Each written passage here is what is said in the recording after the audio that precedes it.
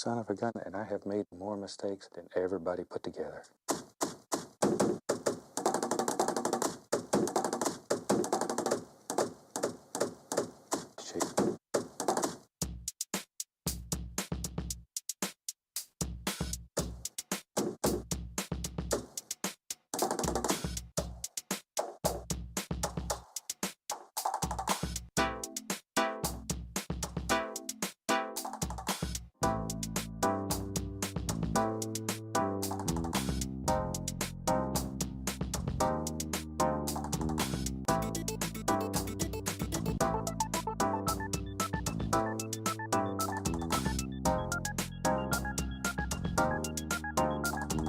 Over and over again. Hey everybody. Oh, okay. So, what do we have? We have Windows, Agnes, Tablet.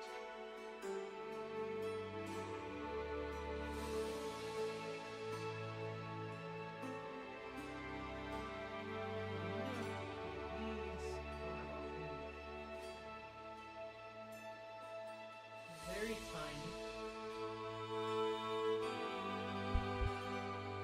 Me going, thinking like the microphone's in the place and I'm fully ready, you know, like what's going on? Alright, now that you can hear me, there is the window. 3D printed. My friend Tom, who printed them, was here yesterday, but then forgot to bring the doors. So we're working with windows. So those windows end up, for those who don't know, end up in here.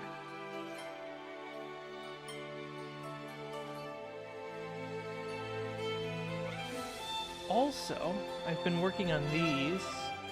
I haven't, not recently. I got 4 of these made, and then I had to stop.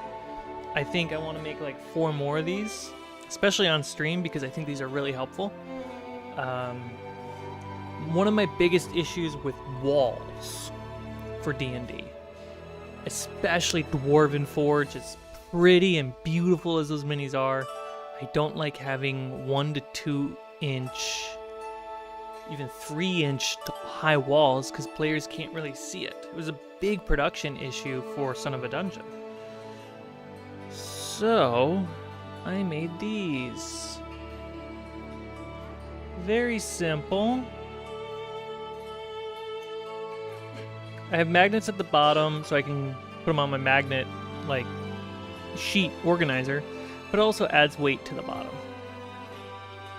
And the height is, well, if my sausage fingers could get out of the way, is less than the minis. So we can always see our minis.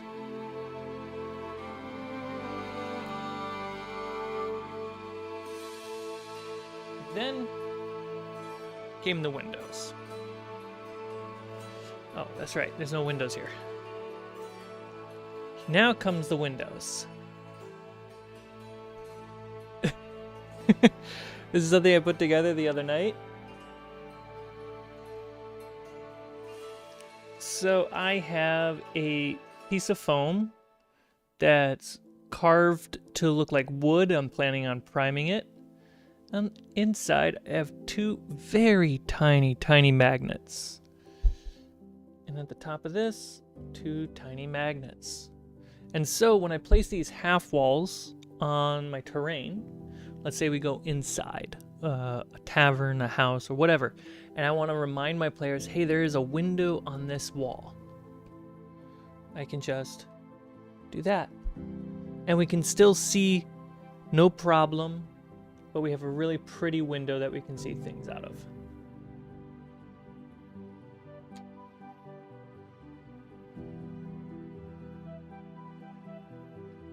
And I made those out of, let's see, make sure my measurements are right. Okay. So we have XPS foam. They are 3 centimeters long, 1/2 centimeter thick, 1 centimeter wide.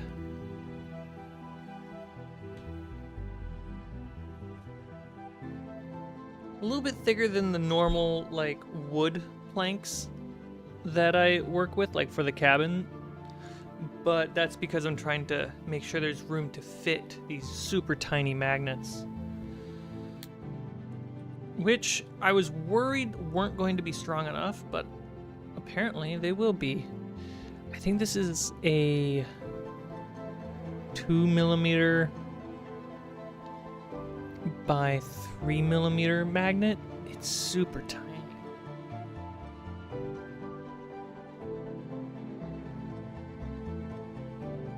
Yeah, it's about 2.5mm tall, and it's like 1.5 to 2mm thick. So that's cool.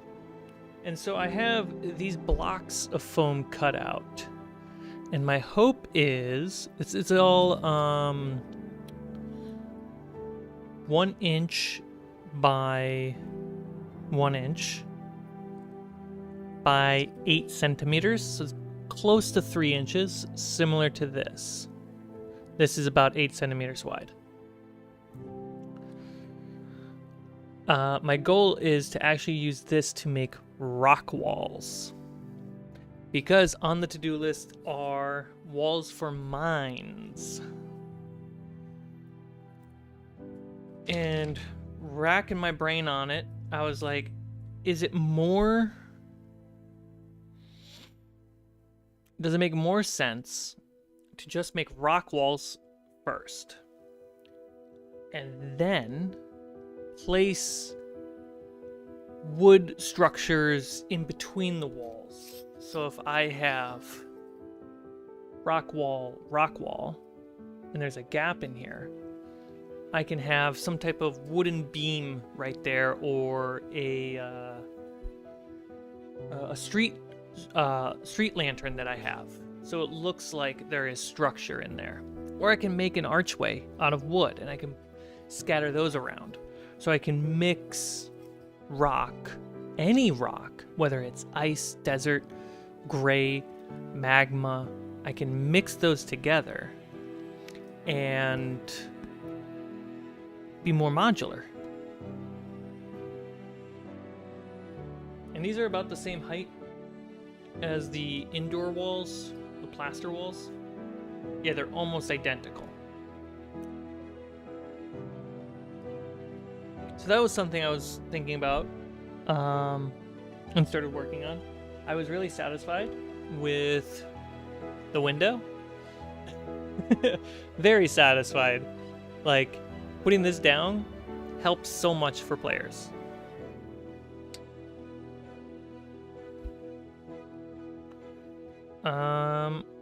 Looking at the to-do list, I think today I'm gonna focus on working on the floors for the cabin, and we can start working on the rock walls for the mines. Yeah, let's work on that. And then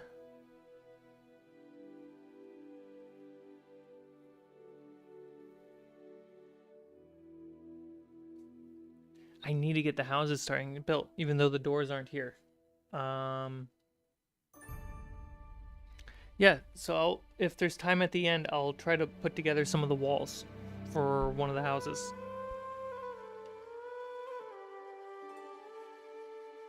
So we got our most important tool for wood crafting, mechanical pencil.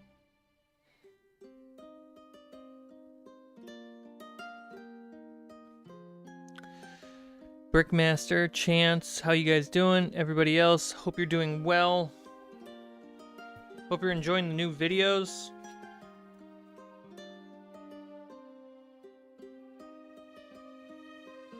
Gotta move the microphone. There we go. So we have some wood here. There needs to be some more gaps between the planks. So we'll just bevel those edges.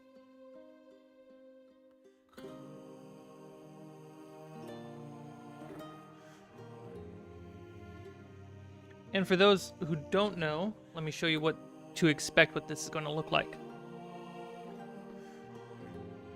So this will be repeated across the board and end up looking like that, which is really satisfying. Britta.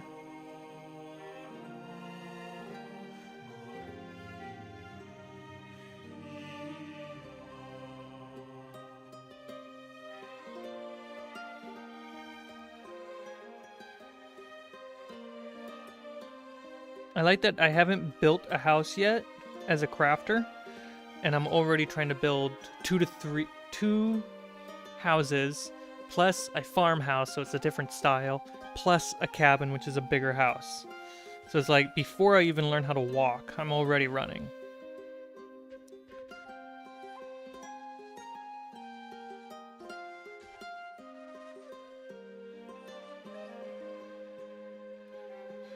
You got it, Chance. You get that house clean.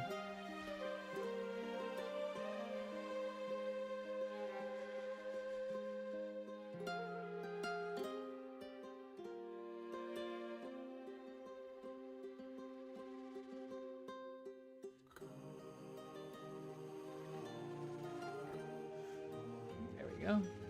Much easier to see.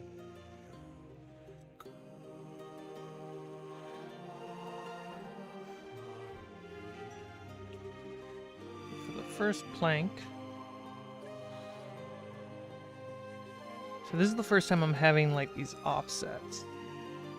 So I think I should offset it so it's not just paste.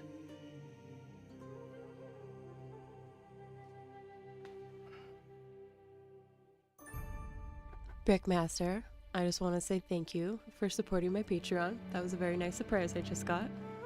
Aww.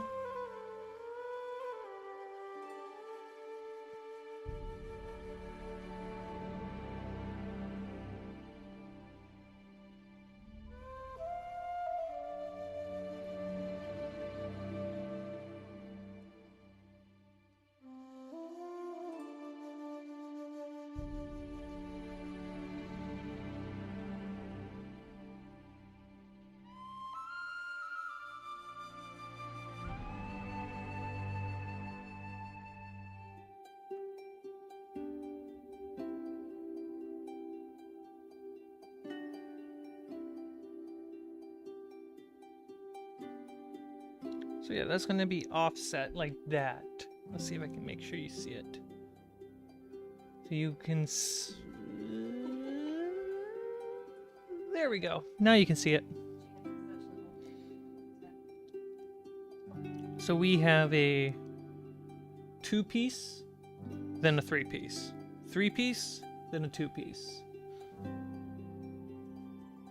So we'll try to make that offset feel natural across the board. How well will it blend? Well, probably not well. But we'll see how it goes. Alright, so for wood,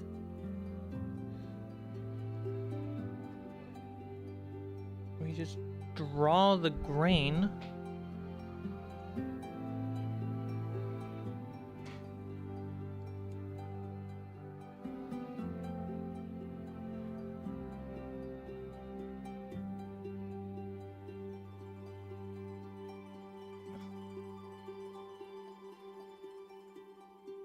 Welcome everybody to the stream. We're hanging out, crafting some wooden floors for the cabin that I'm building, and I'll show off the magnetic windows in just a second.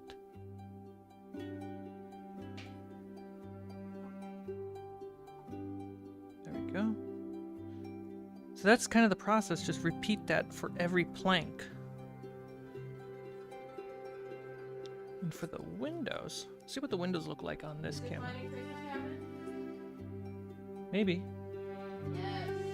So we have these indoor walls. They're half walls. They're make it easier for players to see their minis while we go interior. But I wanted walls with windows so we can know where the windows are. Problem is I didn't want to make just ones with windows. So I put 2 magnets. And then I made a piece of wood just like you saw. And I glued that to the bottom of this 3D printed window. So that way, now there's a window. Now, that's pretty tall. It's kind of tall for a window, but I think it's okay.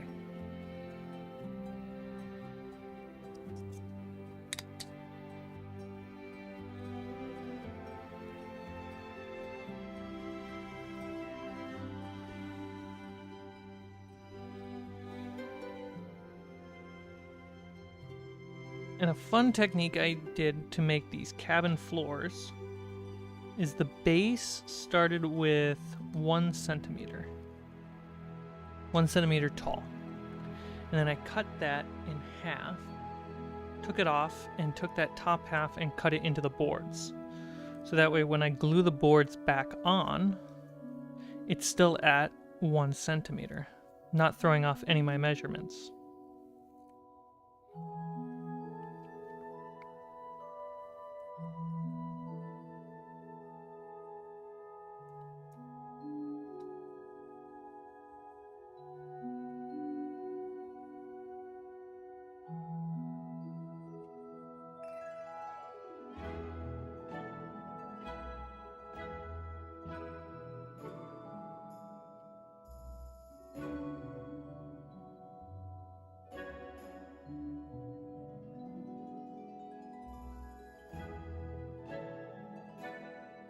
Normally, you don't have to draw on the side of the wood, especially for most of these pieces, since they're going to be covered by stuff on the outside.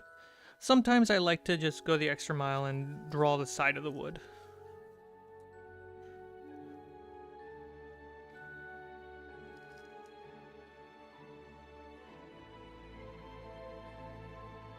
Twin? How you doing, buddy?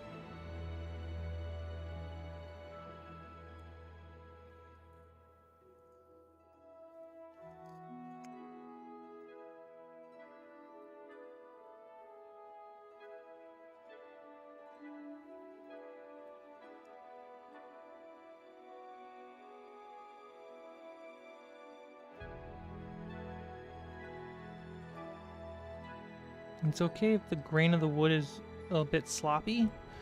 That's wood. For the most part. How am I doing? I'm doing okay. I slept well. Yesterday I moved furniture around. Not a lot, just a little bit. Refreshes the space. Yesterday I filmed a video with my friend Tommy. If you've seen the new videos that have just dropped, where I talk about dungeons and travel from So You Want to Be a Game Master book, my conversation with Tommy was on the chapter of mysteries. Since he has written mystery novels for kids, I wanted to kind of have a back and forth with him while going over what makes a good mystery in Dungeons and Dragons. And they'll probably come out next month.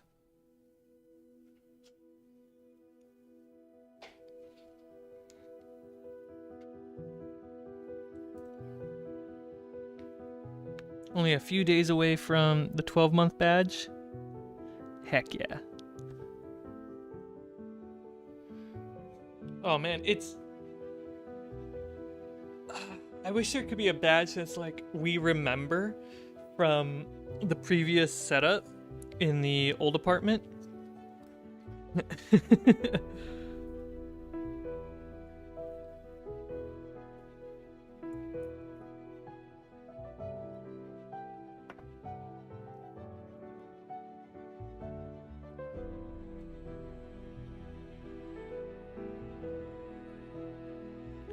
And I think the conversation we had was really good. I was impressed with how well I hosted it. And we just both had fun talking about D&D and mysteries.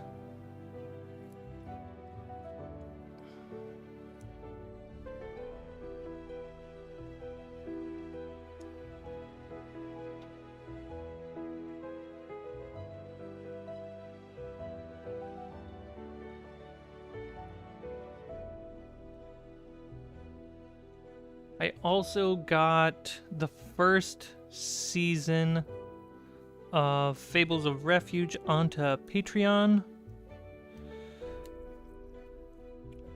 The first 5 episodes are public. First 5? First 4? One of the two. I think it's first 5. Because I felt that the first 5 have a good little arc. So I left that public. And I just gotta work on season 2, which is really long. Then the next episode of Fables of Aeda is, I want to say, almost halfway done.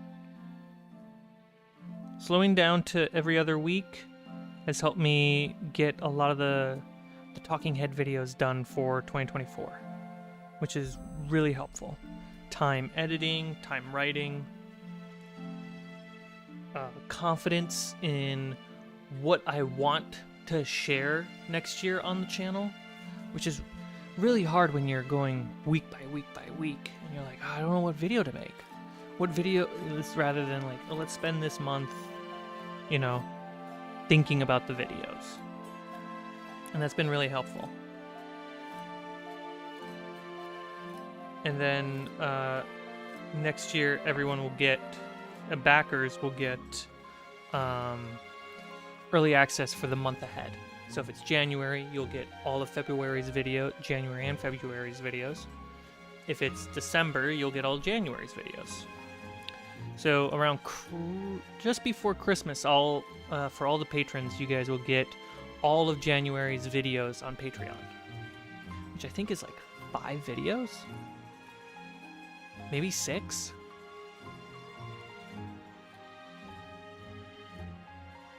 So I'm feeling really good.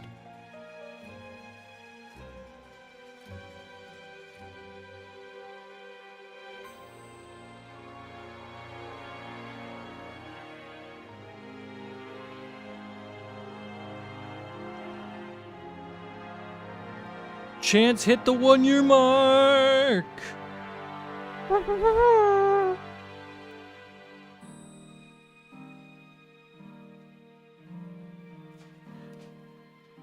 Should I change the badge for 1 year? Because right now it just says 12, as in like 12 months. Should it be like something super fancy?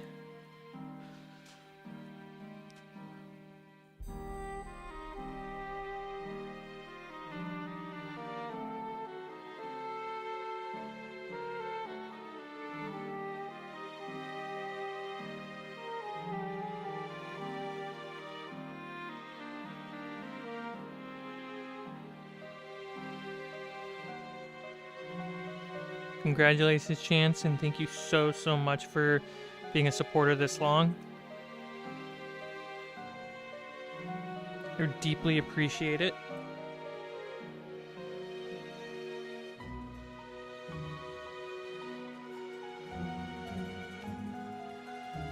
And Chance,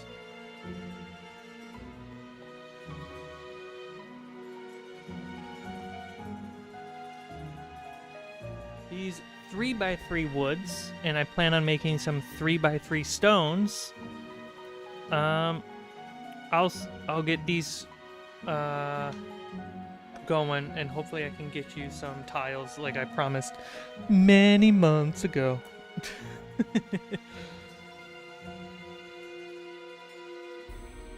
It's not like I have more things on my plate, and I keep making promises I can't keep. Hey, you know, I want to do a thing, right? I set a goal. I go to attempt that goal. I learn how hard that is, on top of all the other things I need to do. And I realize I was too ambitious. So, set better goals.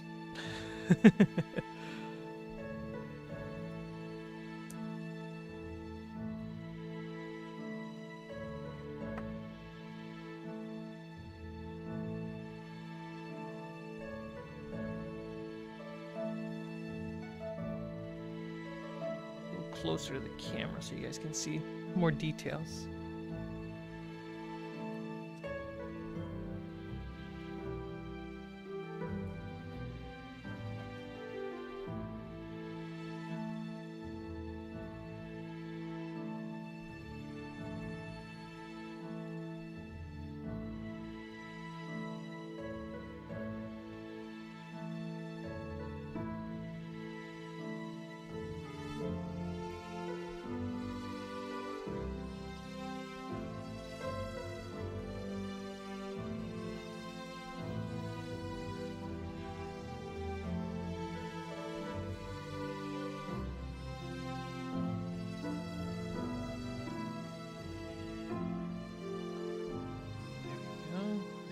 piece of wood.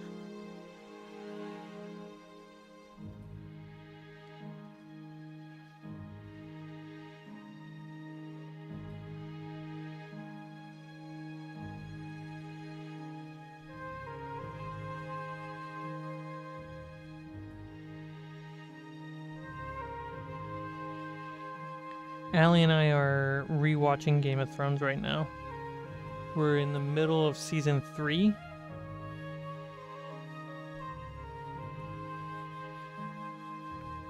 I think this is my third rewatch of the whole show.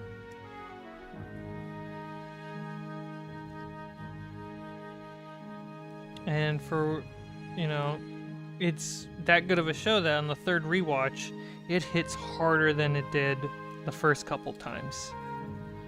Because the first time you watch the show, you're just in awe. And then the second time you watch it, you're just noticing things that you didn't notice before because you were in awe. And now, on the third time, I'm noticing all the super subtleties between the small written word to just little performances.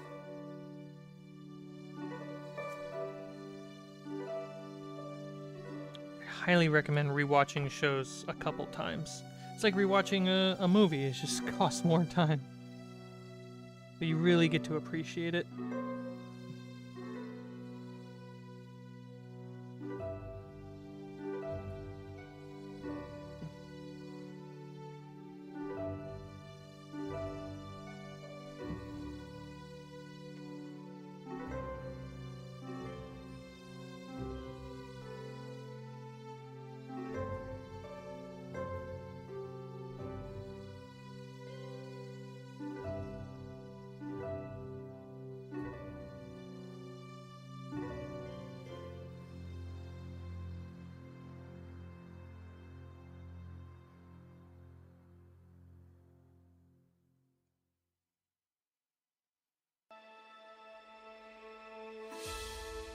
It's okay if I'm a little light. Ooh, my voice. It's okay if I'm a little light on some of the wood grain, because once it's all glued on, before I go to prime it, I do have to do a light second pass on the grain, just to make sure it doesn't get lost in the paint. Which I don't think is as big of an issue as I think it is, now that I think about it.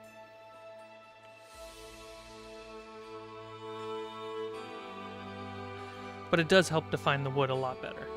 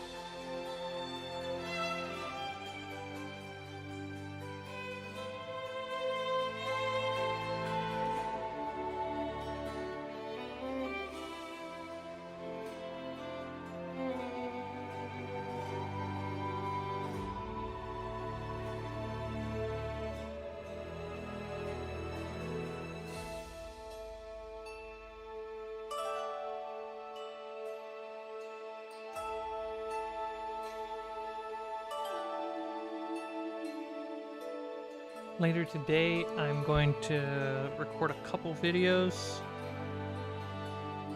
that are meant to drop in the next week.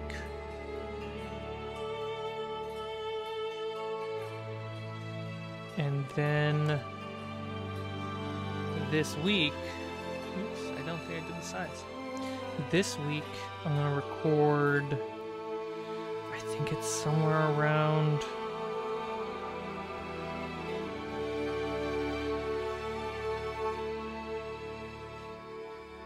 16 videos or something like that.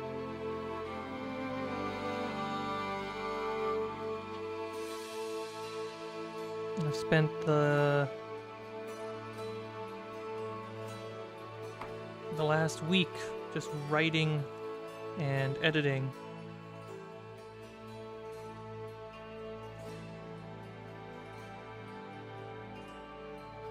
So it's time to record some more videos.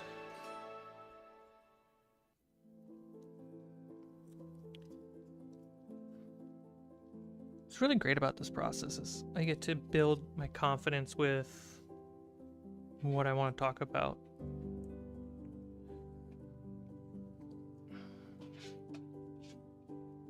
I'm really happy about that.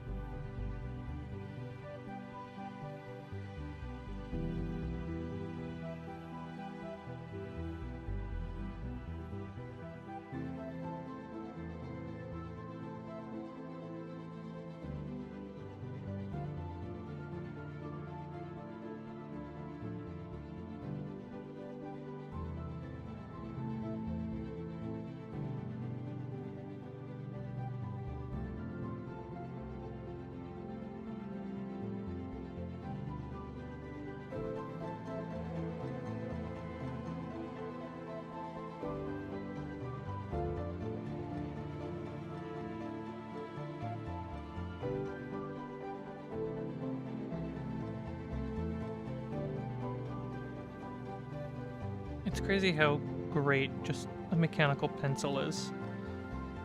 It's like you don't need any special tool.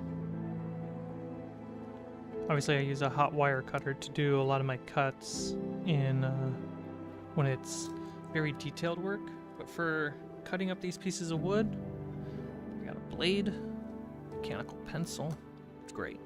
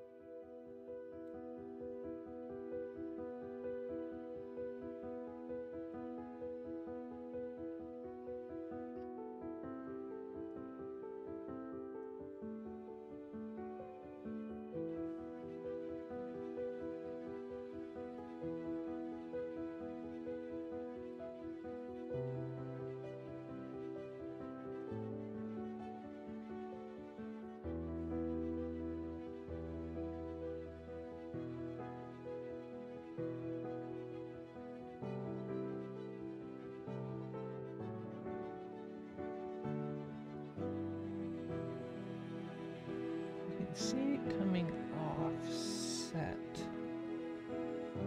That's interesting. Probably because the glue isn't in there yet, and so the pressure isn't holding it together yet.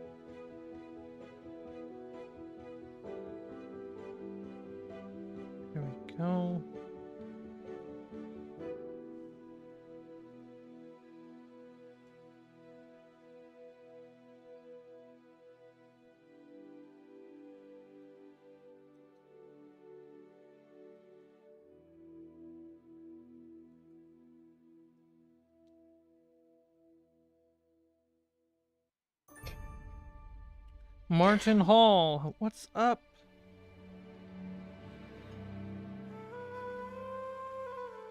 Welcome to the stream.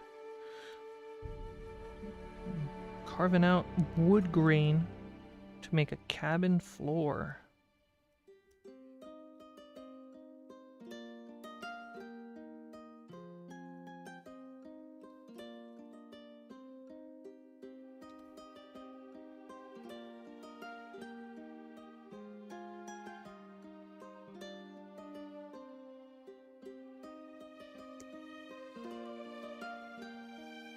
Oops.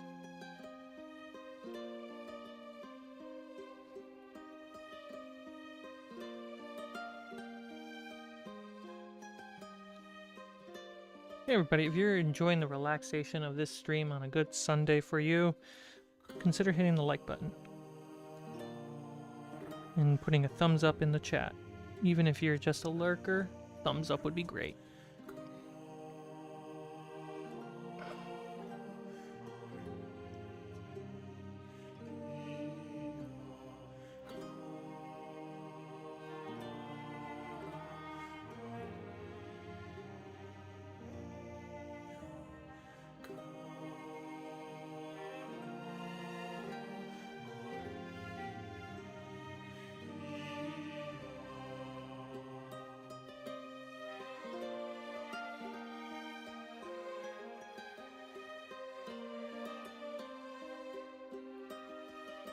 Nice. What are you working on? Painting a mini, building a terrain.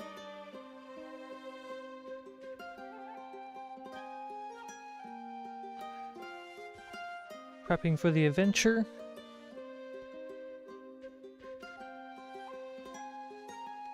Thin piece of wood.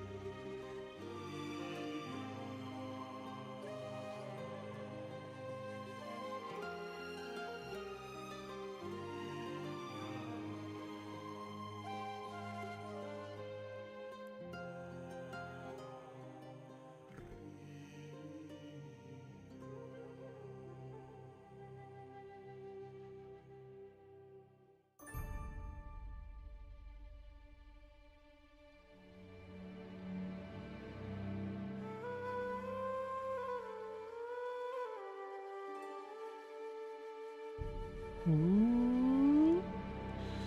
Yeah, this cabin and a couple of the houses I'm working on are for my next campaign, Dante's Peak.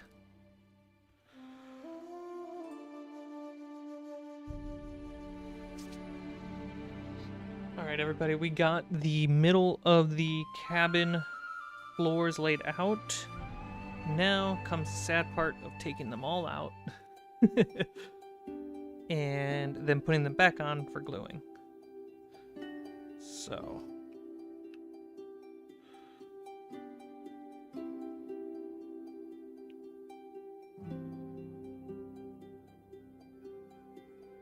try to keep it organized.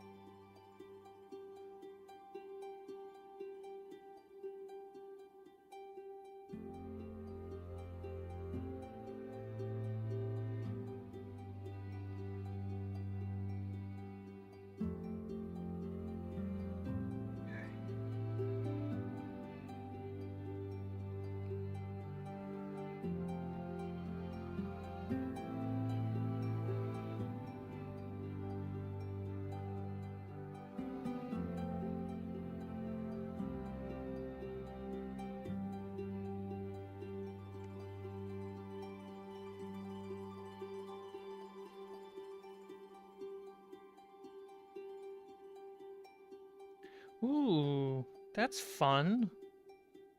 I haven't played West Marches, but I hear a lot of DMs and people talk about it. Far more. What's the wording? Not, I guess, either open world or more sandbox, and it's easier to drop in and drop out with players. So having your friends have a couple drop-in friends to join makes a lot of sense. Did I describe that right, or was I completely wrong?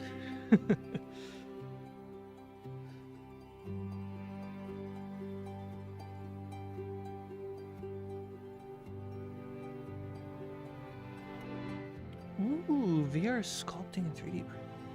VR sculpting, as in like you're sculpting while in 3D, while in VR.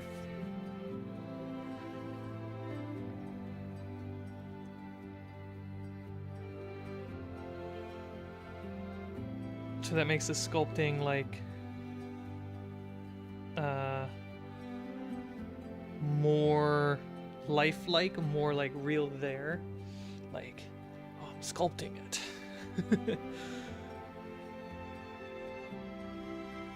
That'd be sick. I'd get down with that. That'd be so much fun. Like Blender, but for VR. Oh, God, that sounds so fun.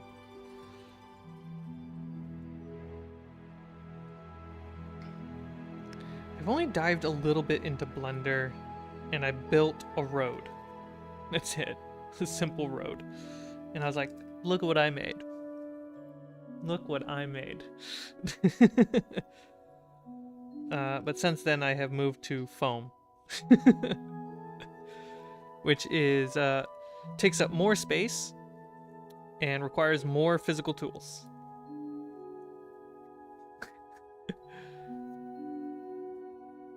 Yeah, I feel like if you're more of a hands-on crafter and you want to get into digital sculpting, dude, that 100% is next level boss mode. I can imagine you're in an office with other programmers and model makers for this like video game, and everyone's like typing away like hunched over and stuff while you're like this, just, and then you turn on the smoothing tool and you're just doing this. Dude, that's a satisfying image in my mind.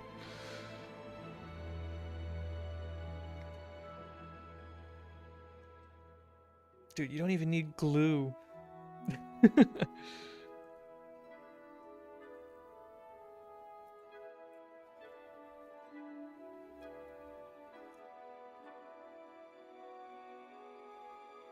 Alright, so now that the wood is glued on, I got a little bit of time before it dries. And that gives me a chance to just double check the spacing, making sure that everything is flushed, especially on the edges. And that can lead to gaps, like right here, which are totally okay. In fact, I'm gonna have my wood kind of lean into it to get that like not perfect construction.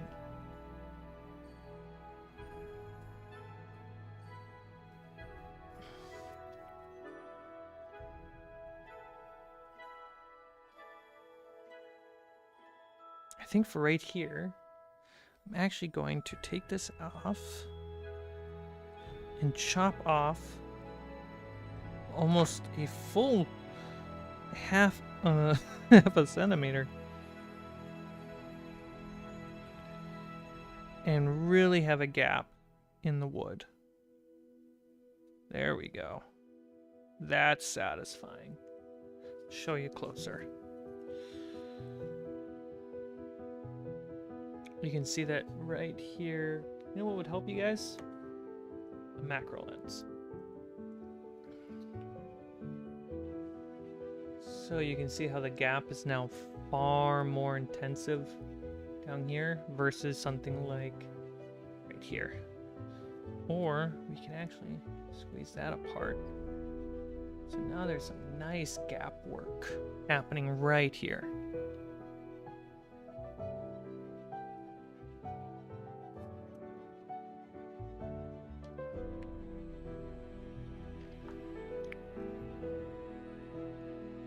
Oh yeah, I use it to do most of the major cutting, like cutting these shapes out.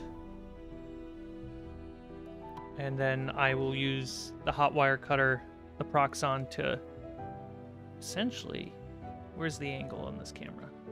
Slice the top off, so that way I get these pieces of wood, and then the final project is still 1 centimeter tall. So I start with 1 centimeter, cut it, glue it back on, get 1 centimeter.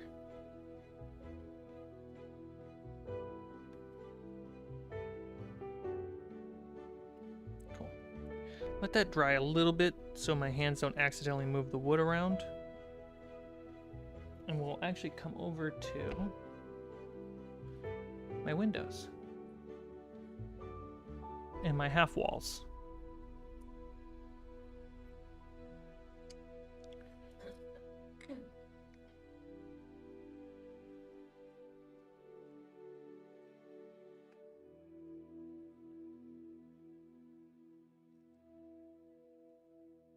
So these are thicker pieces of wood.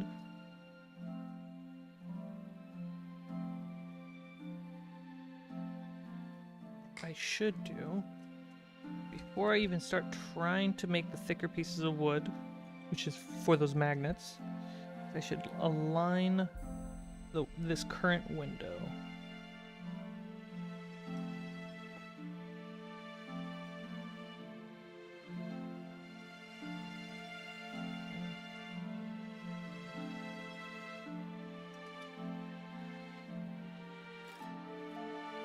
You can see that I put 2 holes where the magnets will end up going.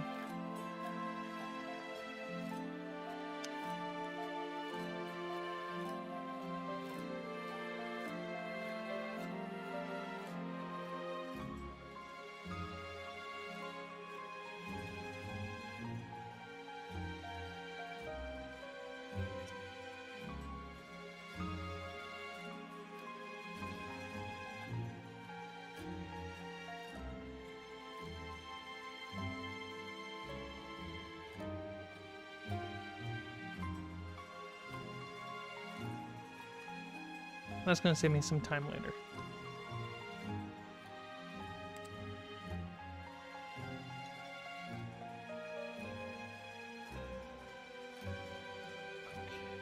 So, this piece,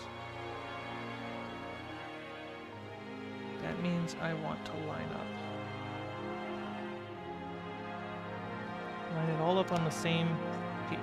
Don't be silly.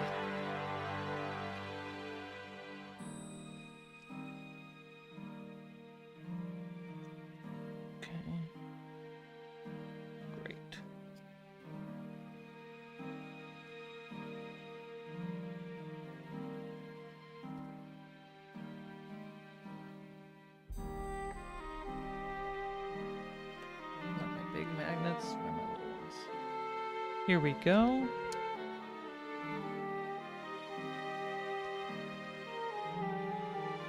Make sure they all show the right direction. And just press.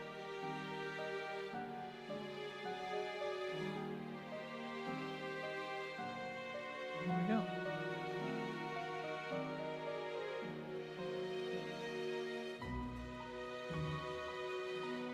A little bit of a reverse indent on the other side, but that's okay. The window will pretty much make that invisible. Then take a pencil and kind of carve out just a little bit of foam.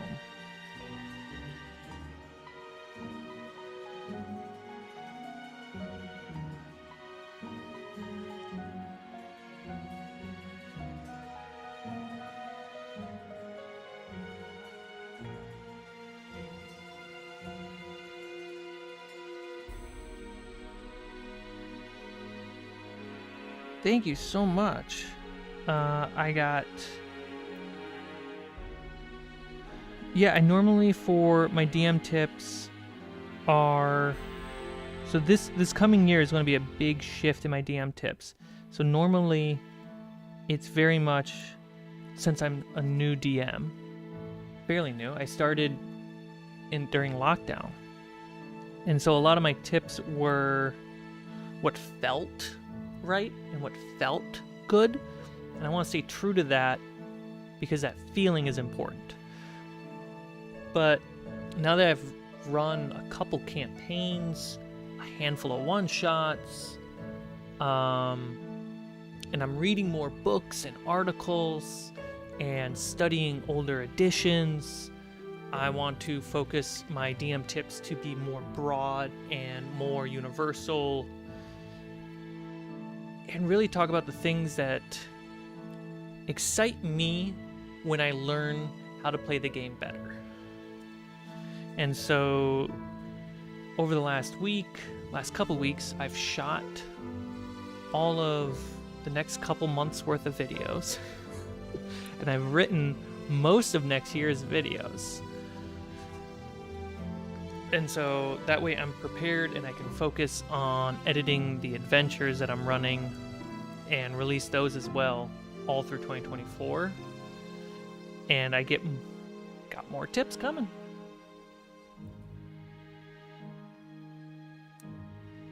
And I feel sometimes I will repeat an idea or repeat somebody else's tip or advice because I feel that two things. One, there's no guarantee that you saw the same video I saw. So it's worth sharing a good idea. And on that is the second thing, is I feel like good ideas should be shared. And if you did see their video, and then you see my video, you can kind of see how I interpreted their idea. So I freaking love doing that. And I'm excited for everybody to see the videos coming for next year. Okay, so you can see, let me get to you guys that macro lens, because that's really important for this. In the past, my talking head videos and my advice videos were very much scattered. Like, what can I make? I don't know what to make. Now that I have like time to just buckle down and make a bulk of videos, I feel very confident with the things that are coming out. I'm really excited about that. So you can see on the first window, I have two of these small, like half a centimeter wide, not even half a centimeter wide, a quarter centimeter wide magnets. So what I did is I took a magnet, you kind of just saw it, as I pressed down into the foam. So that way I know it fits. Good thing XPS is very thin and brittle. Then I took the pencil and I cleared out some of the foam that I pressed down in. So that way it can just sit in there more flush when I put the glue in.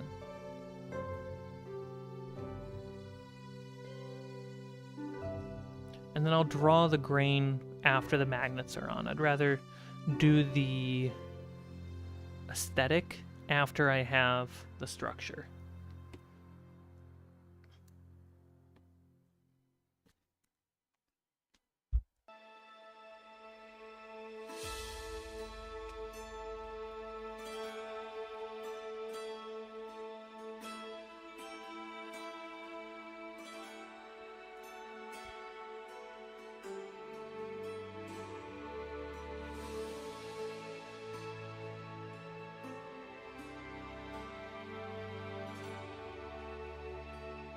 And what's great about having videos, let's say I want to call them the base lineup, right? Having the base lineup, boop, the magnet goes in. Having the base lineup stay in there. No. Having the base lineup all set means I know that the schedule is good. and that if I want to make a video more timely and in the moment, I can, and it doesn't throw off the release schedule. Like, oh, I guess this month I'm gonna have 3 videos instead of 2, or 4 videos instead of 3.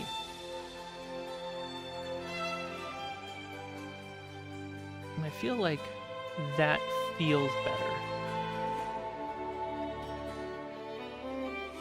Also, I really want to not be chasing my weeks and chasing my views.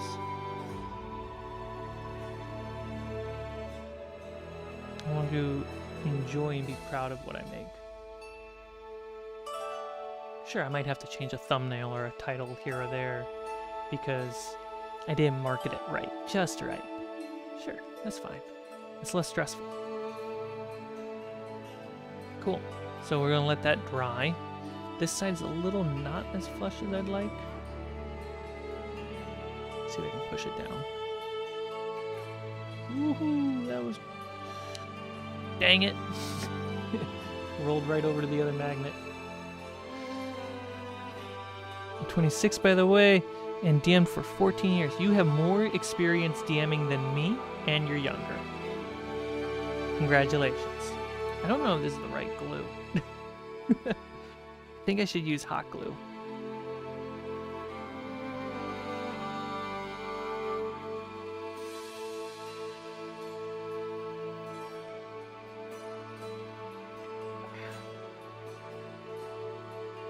I wish I would have gotten... Well, I got into D&D almost 10 years ago.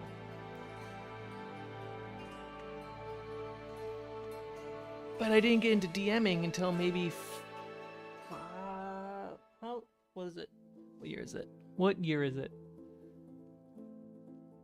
Lockdown was 2020. It's currently 2023 going to 2024. So pushing 24... What? No. Pushing 4 years of DMing.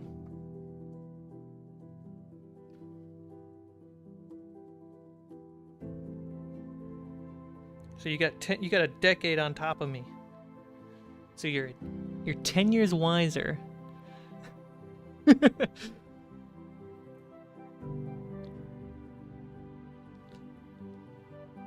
So if my tips can impress you and help you, then I will feel good.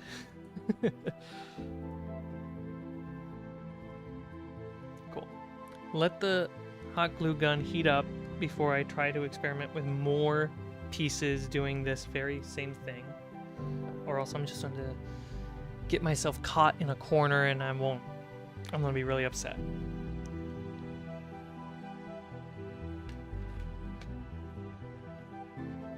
So what we're going to do while that all preps is this 1 inch by 1 inch by 8 centimeter, roughly 3 inches wide block. What we're going to do is make stone walls because in Dante's Peak there is an abandoned mine and I want to be prepared for that. Oh, thank you so much. I appreciate that. That's a thing about the DM videos that I really like, the DM advice videos. They're also for me. They are a way for me to articulate good ideas after I read or watch somebody else's video, and then I have to, if I write it down, I'm taking notes. Then I have to say it to a camera, I'm verbalizing them. And if they don't sound right by that point, I gotta reword the idea so it sticks in my brain better. And then I edit it to make the video. And by then I've begun to memorize that advice or that idea that I think is really good. And I chalk that up to the same thing as YouTubers who are also hardcore filmmakers when they do lighting advice or camera advice videos. The video is also for them to articulate their education. All right, so I've scarred the rocks here. This is going to be a rock wall. I've scarred the side. Let me show you what to expect this to look like.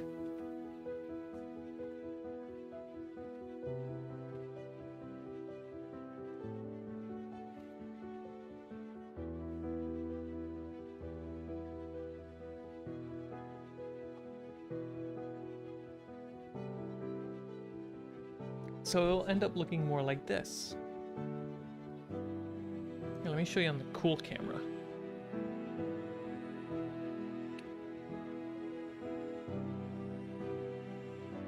So you can see where those 3 original lines.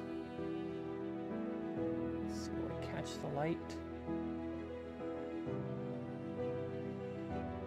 You can kind of see it where the 3 original lines were. And they end up being the horizontal cuts. And then I make the vertical cuts, and I just rip that thing to shreds. And then you can go the extra mile and make different terrain of the same type of rock.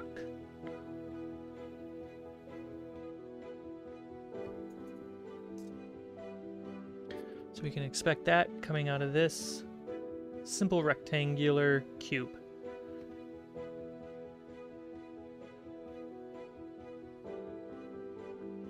Started to see your Curse of Amity Island, and the DMing is spot on. Haha. Thank you. Make me blush. I appreciate that. I was so nervous when we started. The newest episodes, so we're in like the mid-teens. The latest episode was episode 15. I think the show is only going to run for a couple dozen episodes. Definitely not going to hit 30. And that second half of the show is just moving like a train. We had so much fun. The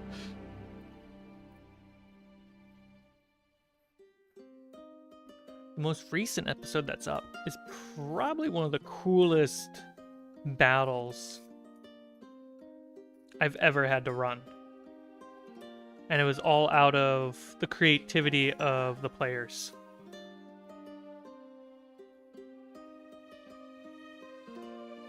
And then the next episode that I'm working on is probably the simplest and most deadly combat I've ever run.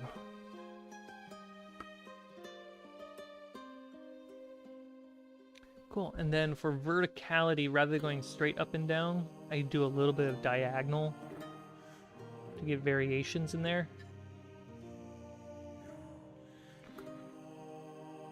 And then I just need to heal it.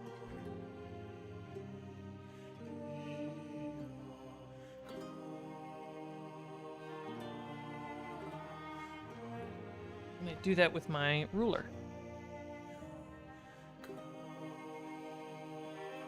So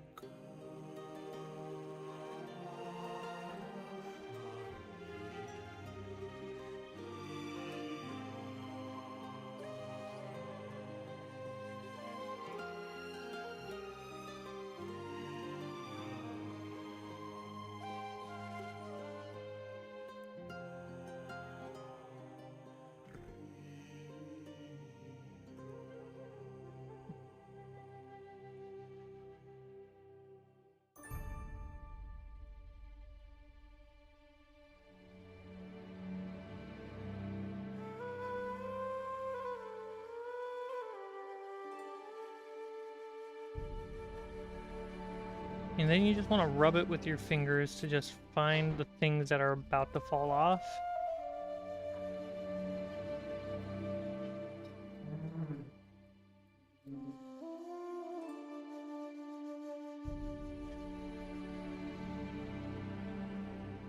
And there we go. It does feel more decrepit than these, which is interesting. We'll see how that goes. So now I just want to make some cool grooves, give it some verticality.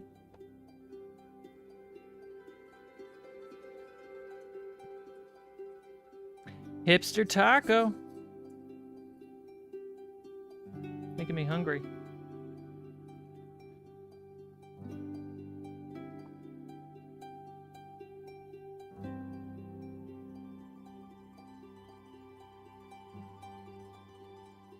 I am right now working on some cave walls because I have the possibility of a mine showing up in my next adventure.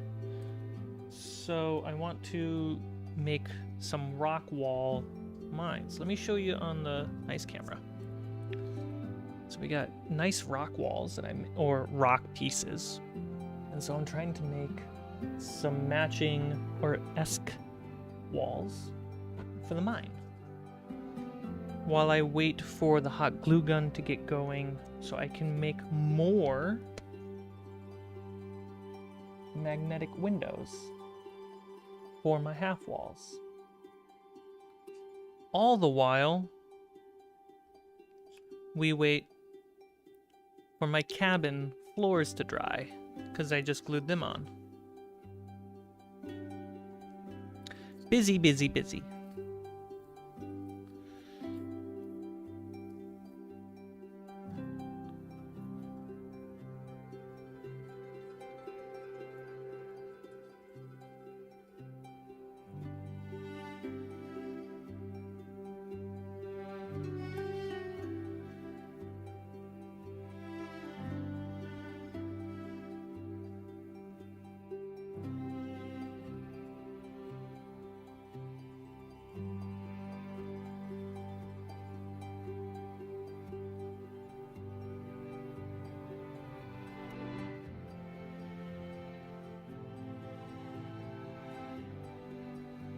Yeah, I learned this simple, just like messy technique for rocks, and I'm really happy with it.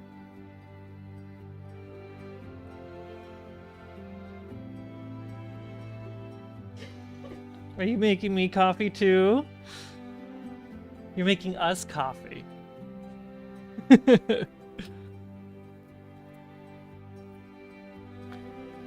Yeah, I like doing half walls because every time I think about adding a wall, it just blocks the view for everybody. So I was like, well, you know, every time I look up for people to make half walls so I can buy it and just get it, you know, they're nowhere to be found. So I must commit. Do I have an Instagram for my crafts? I don't. I should. Like these rock terrains.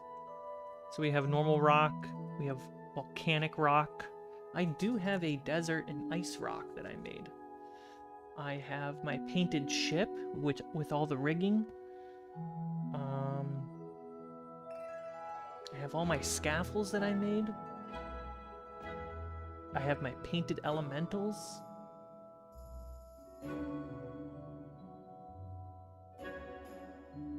What else do I make? I gotta repaint those pillars. I got my dungeon stairs, which I just like all this wood, I will cut individual bricks out and rebuild a dungeon terrain brick by brick.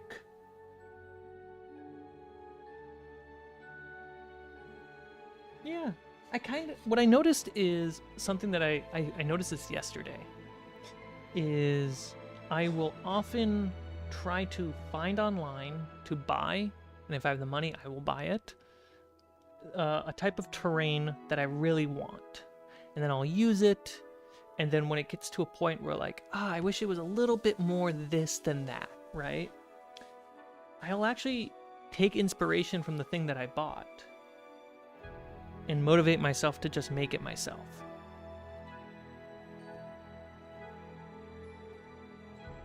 That's right, I wanted to show you guys on this stream my tavern. It's kind of like a... It's not finished, but it's a really cool tavern setup. I'll show you at the end of the stream.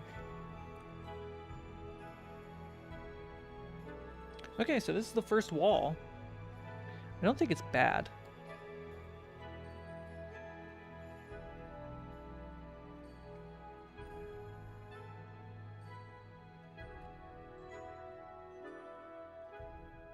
Try to get some different textures.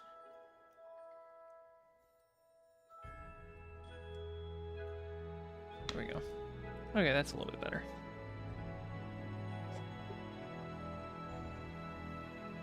Cool, so that's first wall, just straight up out of a rectangular cube. And so the process that we won't be able to get to this stream, but just to paint the picture, this is the bottom. And the top, I'm going to put a lot of glue and then sprinkle grounded black pepper. And what that does, see if you can see it on this camera. Where did I put my macro lens? There we go. We get this really nice fine texture on the top. Then what I will do is prime it all black, and thankfully I got this now. It was just going to speed it up a lot. It's water-based, foam-safe primer.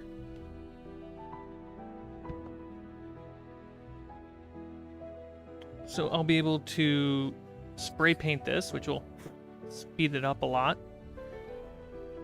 Then I will do a watered down dark chocolatey brown, and to kind of get a mud on top of the black. That's what I did with this. You can, if you're in person, I can't tell on camera, but in person you can see it, is that there's brown deep underneath the gray. And then what I'll do is highlight the brown and get it to pop. Stay in my hand, please. Oh, that matches really well. And then I'll do, for this gray, I'll do patches of green like moss. And then I'll start putting my gray on top of that. So that way if a player ever just picked this up and wanted to look at it, and they can start seeing like, oh, there's little bits of brown and green, and it's not just gray. Like there's minerals inside the rock.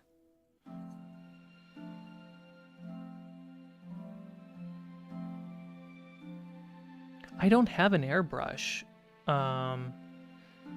but the fact that you can just add a, what is it called? Not a reducer.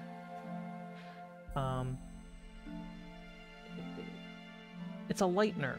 It's to essentially thin out the paint so that way it can be used for airbrushing is really clever. So that way you don't have to sell multiple products. Yeah. For painting for moss, I actually use their Army Painter's Wizard Orb. And I find it very satisfying. Hot glue gun, are you ready? You've been chilling here for a minute. Looks like it is ready. Cool.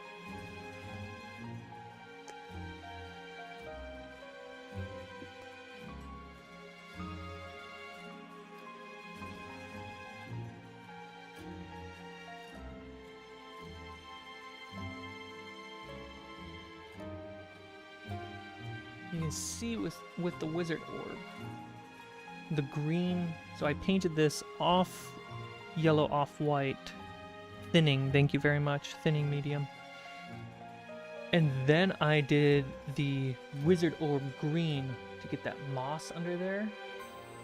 And then I stained this all brown with a brown wash. And then I started adding the Army Painter's deep blue mixed with alien blood, thinned out with a little bit of water so it sinks into the cracks, to add some blue cold shading and not just shading but de-aging to this bridge I made. And note, this is individually bricked. Piece by piece. It takes forever. But not as long as this one took.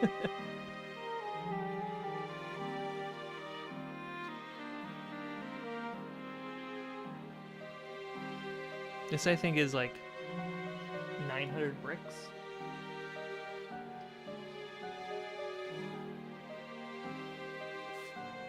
Cool. So.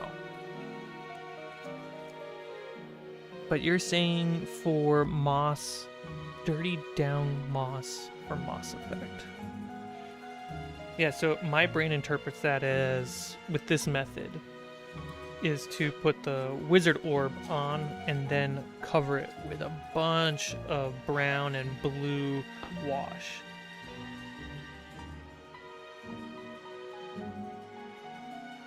Okay, so we have the hot glue gun ready.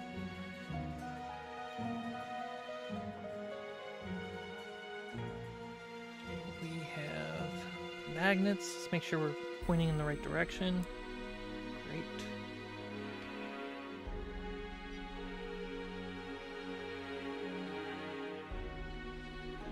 I'm already confusing myself. Great.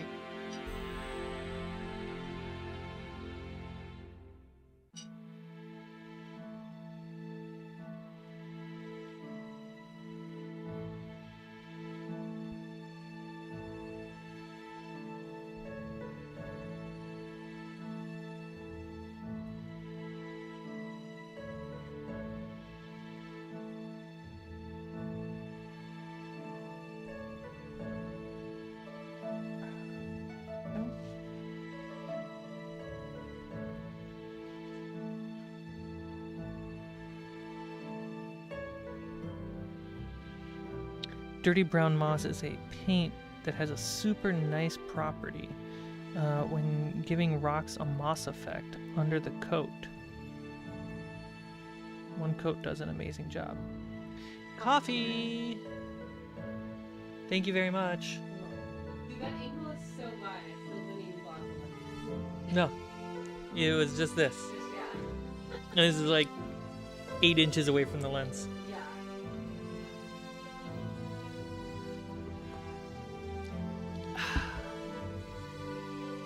Great. And the beauty, it's great. And now that those are in, they actually are dry, basically. For the windows, into the wall. We got these guys, printed by my friend Tommy. So I want to do the texture before I glue the window on. What are words? So 2 stripes on the side. A little bit more.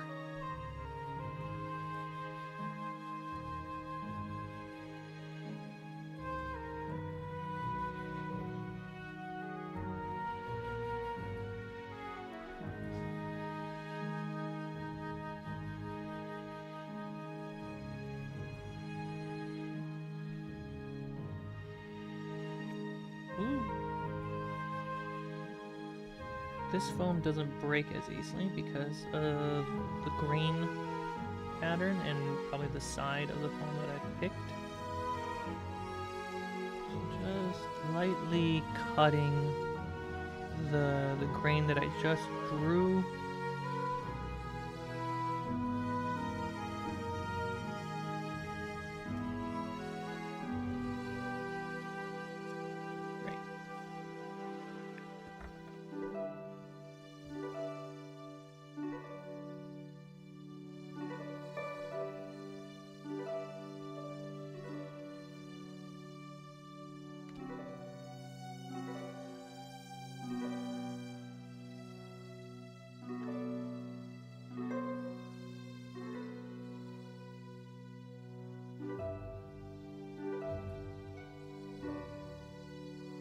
Beautiful.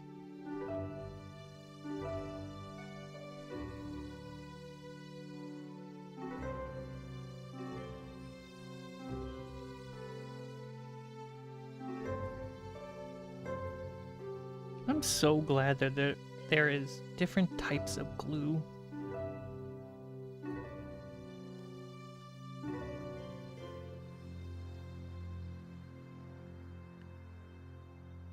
It's a small appreciation, you know? Right now I'm just trying to carefully clean up the excess.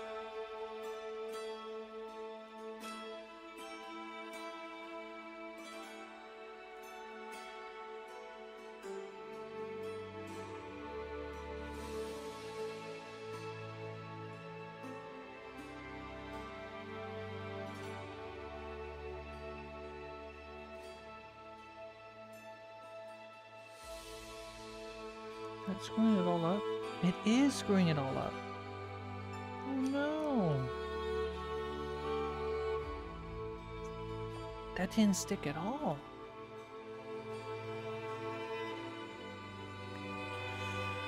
What kind of glue? I'm using hot glue.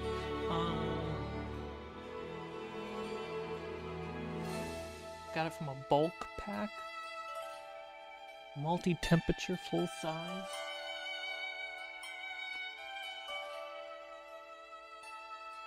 "10-inch glue stick. Made in America." Alright, so that's not gonna work. What I do know will work is the PVA glue.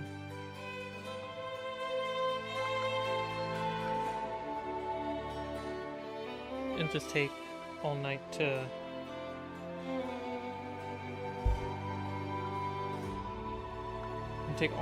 dry, but that's totally okay.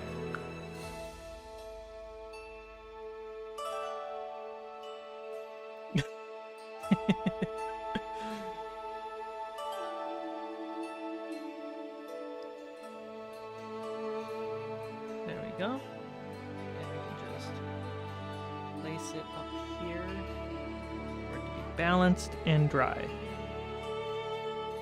Great. So that window is just going to dry very carefully. You know, when I bought... Oh, this isn't PVC glue. This is wood glue. It was PVA glue.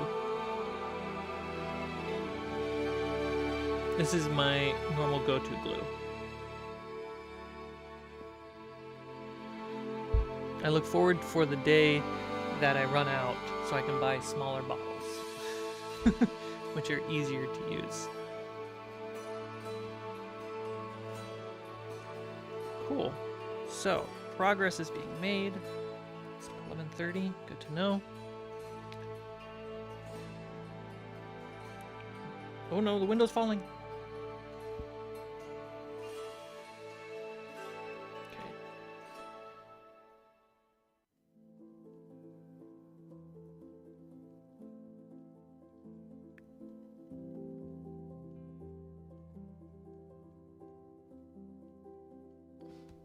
How much would it would? Oh, that's funny, Stick.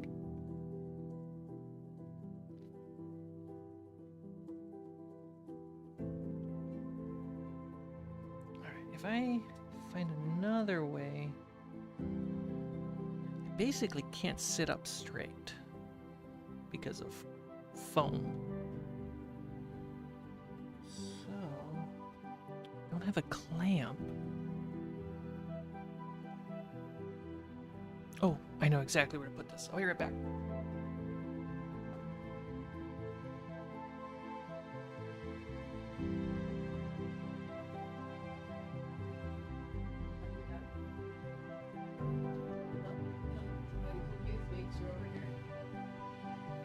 In the Proxxon hot wire cutter, there are the grooves to help guide your ruler.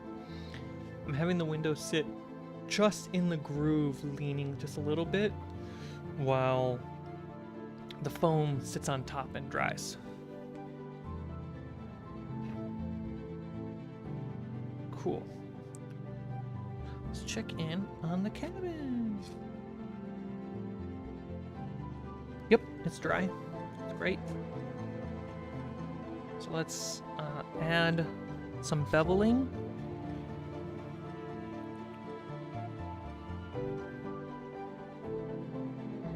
I'm assuming you guys can see. So just that. It did a lot. So let's go to this line.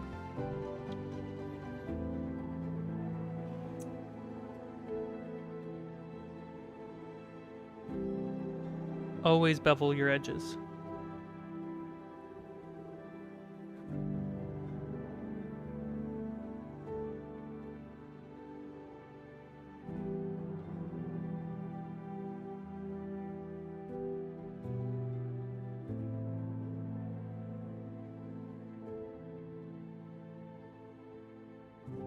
Ooh, this one's not that dry.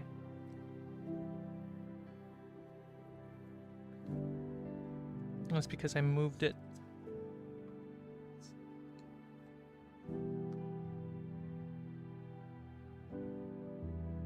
Do you have tips for making content? I have a crafting Instagram, but I'm bad at posting consistently. Buddy, I don't post on Instagram almost at all. But the biggest thing I've learned about posting content. I got glue in my mouth. Is a few years back, and by a few I mean almost a full 10 years now. I was talking to Gavin and Slow Mo Dudes, and he was saying how every January he shoots his year's worth of videos. Versus always having to meet up to make a new video. It's, hey, let's meet up and hang out for 1 to 2 weeks and shoot all the videos we need. And then we can shoot the intros and there's consistency, and then we can bugger off and do whatever else we want for the rest of the year and whatever we need to do for the rest of the year.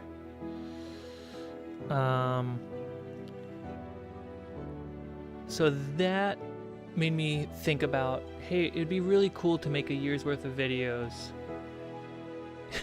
in like 1 month, which I'm currently doing. I'm making 90% of my talking videos for 2024 right now in December. It's the first time I'm able to get to it. So if you wanted, it's called bulking. So if you want to post your crafting on Instagram, one of the things I recommend is, and you're not going to be able to do it right away, I would recommend thinking about the workflow and then experimenting and testing. It'll take like a week of like trial and error on what feels comfortable for you. But I recommend bulking like albums worth of stuff in batches. So let's say, because you're a digital sculptor, let's say you're working on a castle. Simpler, a tower. You're working on a tower.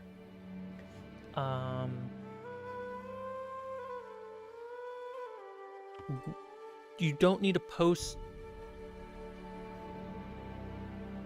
as much as you think while you're making the tower. You can capture photos and clips as you're going and get these nice checkpoints of like, oh, I got the first floor, or I got this nice window that I'm really happy about. And you can capture the progress without needing to share it. So that way you can feel good about it while you're capturing it. A little old school that way. But then once it's IRL to craft too, by the way, same thing. You're working on a tower. Then when you get done with the tower, it's built, you capture that. You do the painting layers, you capture those steps, and you got it. This feels like it'll take a while, But my feeling is then you have all the assets, all the content for that tower. And this is assuming you can build this tower in a week or 2 weeks, which is doable if you really grind. But then you can set the story of the progress of building this tower as a... Instagram doesn't let you schedule as well as YouTube does, but theory-wise it still works. Is schedule out, hey, every week I have an update for this tower for the audience to follow. Because if I'm not live streaming, it doesn't have to be, this is what I worked on today. You can actually curate a story of building the tower for the next 12 months. And then while that is being released, I do recommend something like keeping a log on what you're uploading.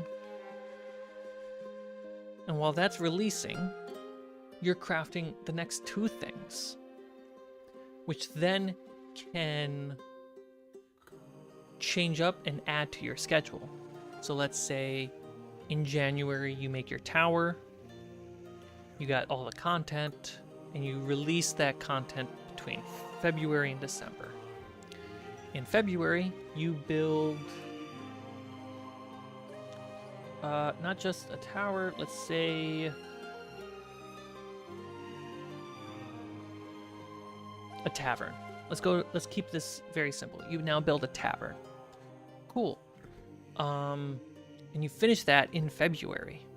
Well, you have all the content for that now. Rather than waiting for next year, you can take what's left of the tower and shorten the release schedule to until June.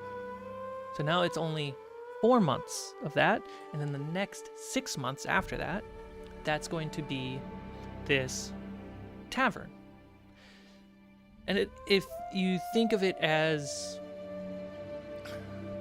And that thinking comes with thinking like a Hollywood TV show and that production schedule.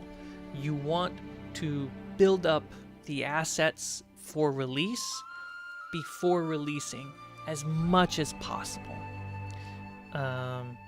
In most TV shows, they have the first half of the season shot and edited and ready to go.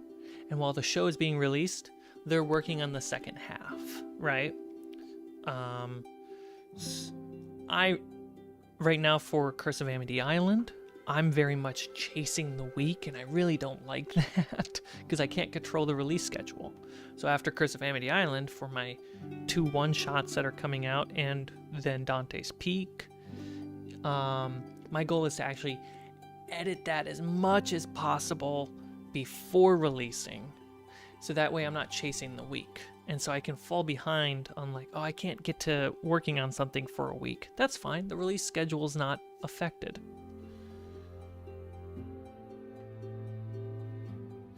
It does take patience.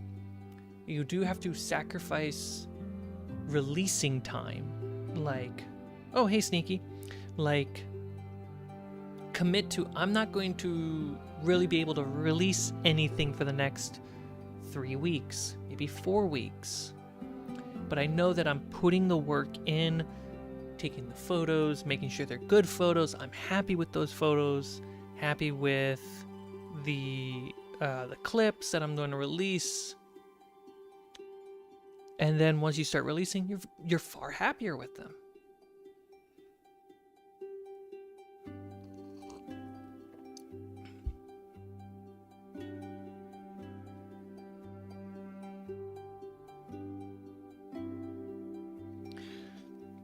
That's the extreme version of what my brother does. He works a weekend to have videos for the month. Yeah. I am just getting into that workflow and learning how to manage my time that way, manage my energy that way. And like 2 weeks ago, I shot and edited a video every single day. I shot 2 videos and edited 1 that day. And then one day I shot 6 videos. Only 5 of them were good, because the 6th one, I was low on energy. But Yeah, thinking that way versus what can I release right now? No, build. If you want to share your passion and be proud of what you're sharing because it is part of your passion, patience, dedicate building before painting, right? You don't want to jump to painting while you're building. You want to build the thing, then paint it. And the same thing with content and media is the smart thing to do. Take the patience to collect the media, collect the photos, collect the clips, collect your thoughts, then release it. The chasing the views, chasing the week is very much a symptom of what we feel is expected of us. But then we're never really happy, and then we get flustered and worried. And if, let's say you have a year's worth of material that you're going to be releasing, right? You have your tower, your tavern, and you said the first half of the year is the tower, the second half of the year is the tavern. It's all built, and you just have to upload it while you're working on more stuff for the next year, or smaller things that you just want to share in the moment because you're like, oh, I did this and it was super simple and quick. Rather than worrying about your release schedule, take the photos, take the videos, and have that just be a bonus piece that comes out because, hey guys, I also worked on this today.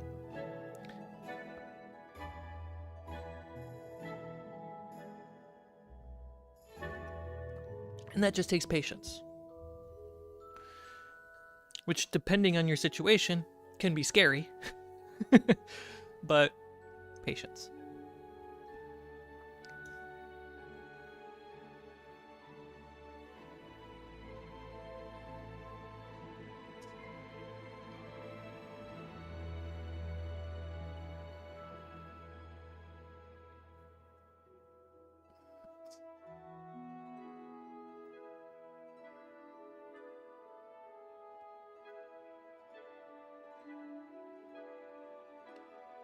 That's the thing, is you don't want it to feel like a job all year round. You want it... It's okay to put a lot of work into building a project in one time, and then taking photos, progress photos, and being ready to show off. But it's still part of the project itself. And then you're just sharing it in the background for the rest of the year, which doesn't feel like a job anymore.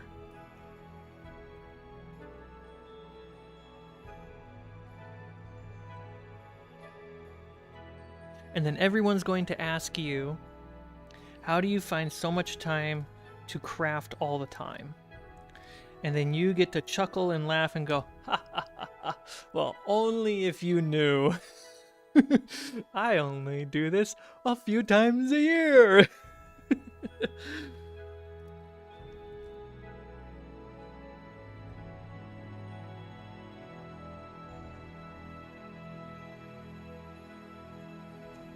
But if you're insane like me and you live stream weekly, then it does feel like a job.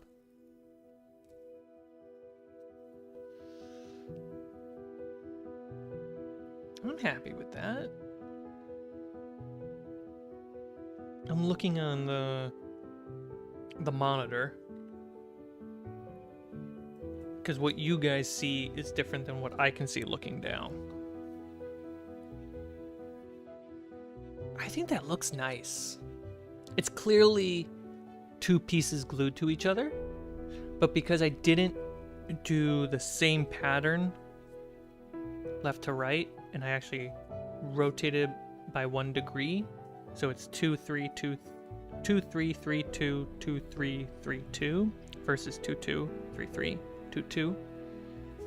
It looks very pleasing to the eye, and I'm really happy with that.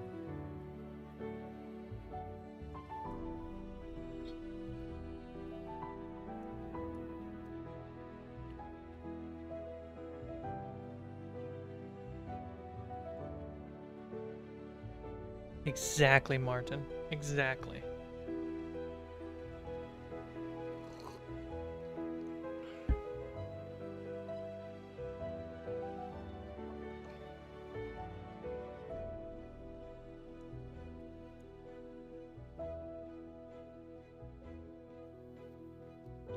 Where are the other planks? I got planks right here. It's 12 o'clock. I started streaming, well, I started streaming late, but roughly around 10. So we will get this piece, the third and final part of the floors, on the next stream, which is on Tuesday, because that's a long process. What we can work on right now is actually putting in the nails for the wooden floor with a pencil.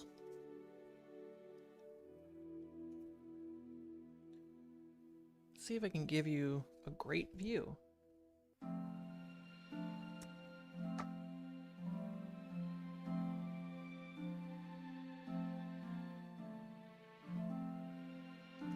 Boop. And if you're enjoying, by the way, if you're enjoying Curse of Amity Island, which is a lot of work to put into, we release the unedited sessions on Patreon, and you also get the session 0 where we prep the adventure, and the same thing is going to be for Dante's Peak and future one-shots as well. BB San just started doing D&D for the first time. Incredible amount of fun. Thank you for your videos. BB San, I am so happy to welcome you into the hobby. I'm so happy for you to have this kind of fun because there's no other fun like it. It's so good. I'm happy to share my videos and ideas to make sure your games are better than they could ever be. Alright, so we're about to add some nails, guys. Look at that hubba bubba gum. Alright, so 3 nails. Got it. So 1. It's not perfect. Let's go.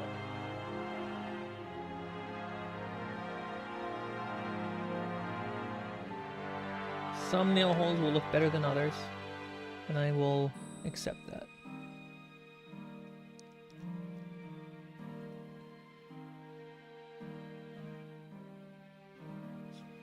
I could just do that and make them all look really good, actually.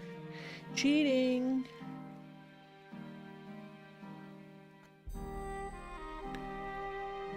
Martin, welcome to Skeleton. Thank you so much. Oh yeah, shoot, that's a whole thing that's happening right now on the channel. Dang, I gotta make that way more clear and obvious. Brickmaster knows what I'm talking about. The, Martin, welcome as a skeleton. So, currently, a lot of the uncuts and extended content is available for members, but that's actually being taken away and being put solely on Patreon. The updated video, the channel update video that has 2024 written in the text or on the thumbnail explains why. It's because more of your support goes to the channel that way.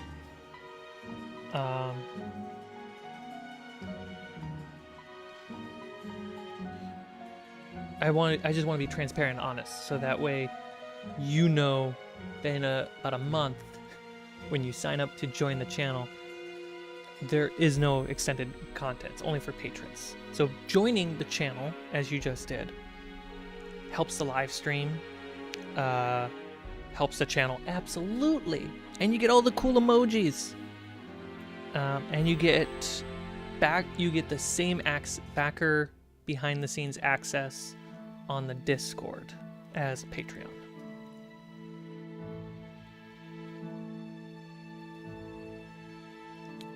Yeah, YouTube takes 30 to 40% of your support, while Patreon only takes 10%.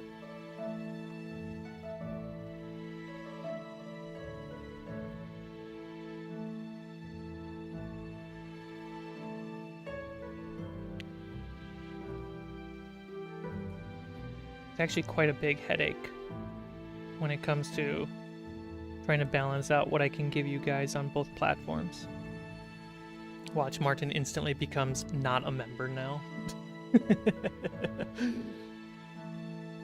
False advertisement! You lied to me! You're not my father!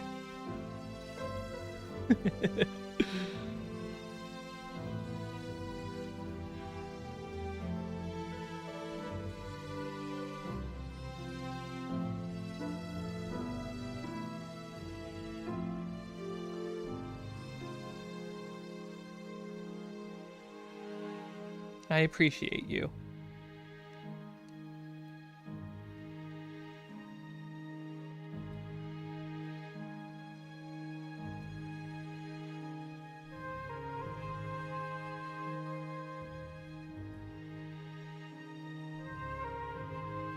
Look at those nails, guys. It's like we have a carpenter in the house.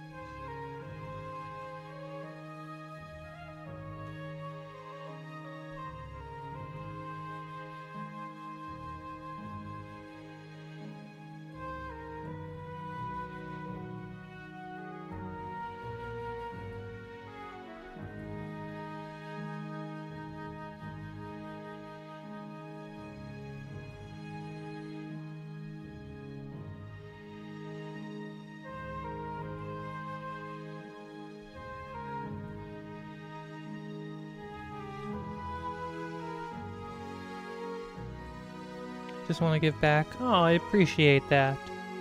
I'm happy that I'm making stuff that's worth giving back.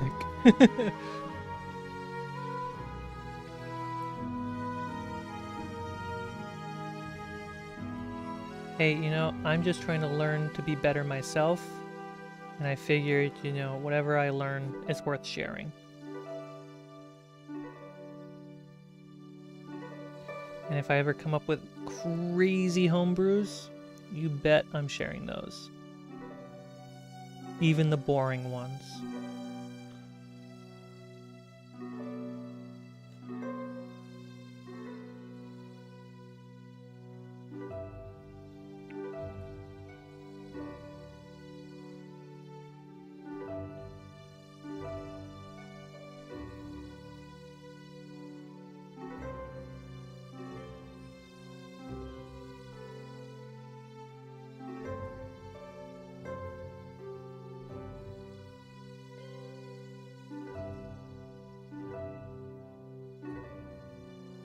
All this with a mechanical pencil, guys.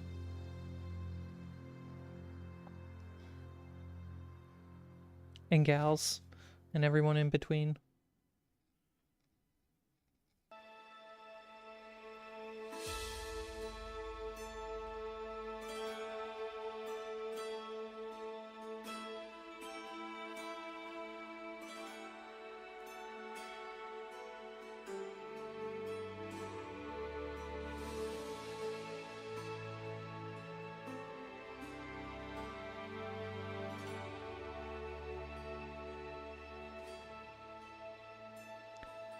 Realistically, you should put nails in the middle.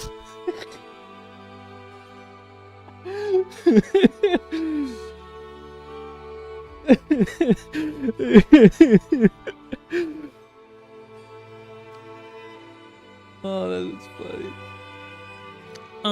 Everything you've done is wrong. You should start from scratch.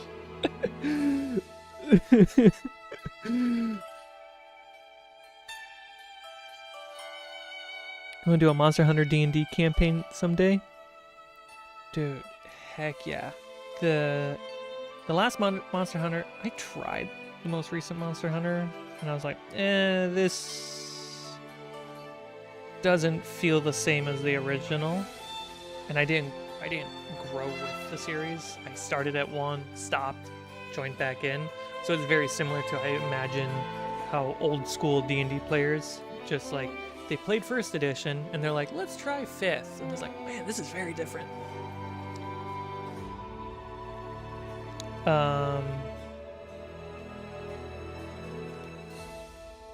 My dad and I, for Monster Hunter 1, would have 2 PlayStations in his basement with 2 TVs. And then that way we could go on adventures together. And we had our group of friends on the internet that we would always play with. I forget his name, but I remember the times playing with him. He met his wife in Monster Hunter, who they were just a city apart, and so they got together and they fell in love and they got married and they have kids. And we played with them almost every weekend. And they were like 3 states away.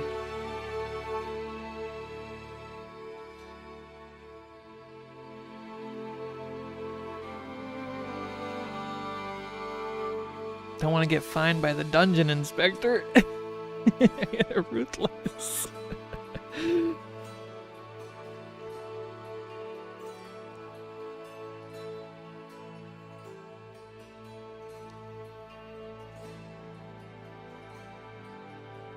The Monster Hunter movie? Anyone see that? It was good. It could have been better for like a cool like cinematic story, but for a game adaptation of like, let's capture the essence of Monster Hunter the best we can and make it feel like we're playing Monster Hunter, it did a great job. And they had such cool visuals.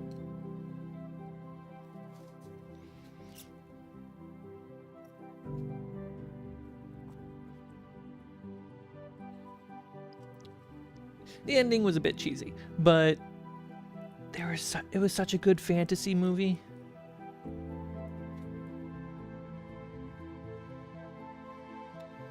I think what I chalk up to be a good movie is when the writers, directors, editors, all of them, allow the characters to think through their problems, to have good character, which builds good character for the story. And that movie kind of did it, and I was like, this is satisfying. I'm seeing them think and problem solve and fight big giant monsters, which is great.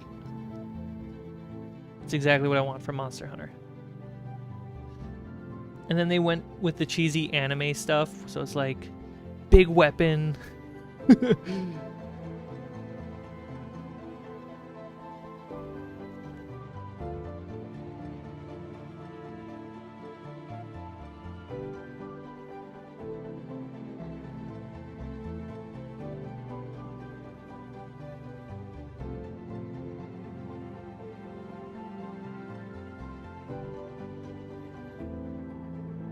Ooh, the nails on this board are going to look bad.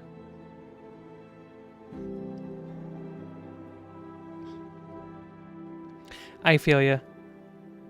I think if they were to make it feel like Monster Hunter, only 2 nails on that side. Feel like Monster Hunter, it would have to be more Games of Thrones. So it'd be Game of Thrones dealing with because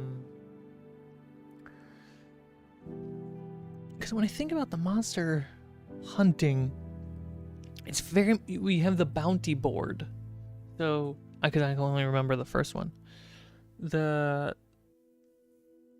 You want to think about why are we fighting monsters, right? And the big finale of the first game, having the giant dragon attack the castle, makes me feel like right there is the defining feature of a good Monster Hunter movie. It's a fetch quest movie. We need to get these things before these dragons attack us. But because we're also getting these things, we're fighting dragons and monsters. And right there, I feel like it's an expensive TV show, which I would totally be down to watch. Oops.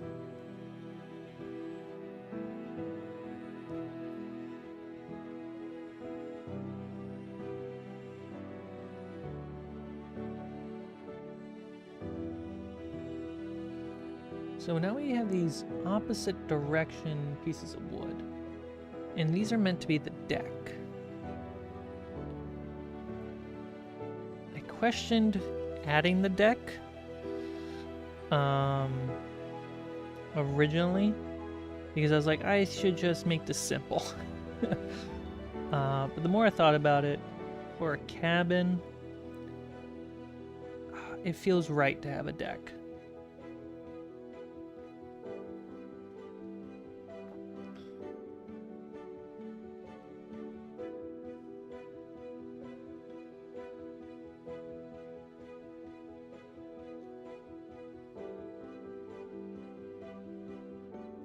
There we go. Oh man, I was really off camera with that. I'm sorry. So yeah, we have all these nails now, and this big nail. Now we're gonna work on them down here. I'm gonna rotate.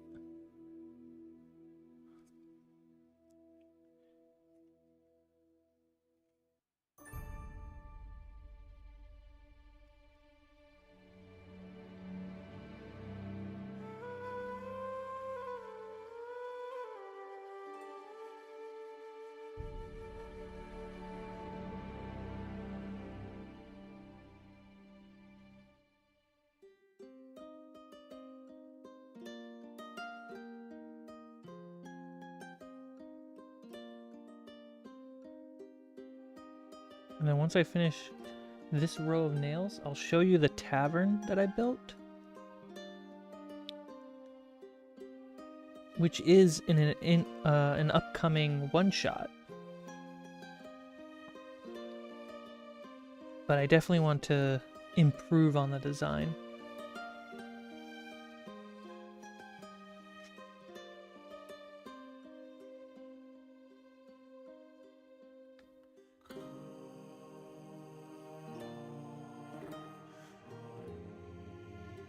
There we go.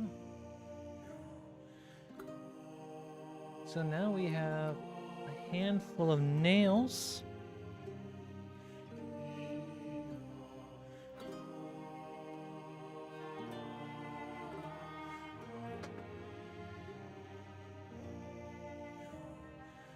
A handful of nails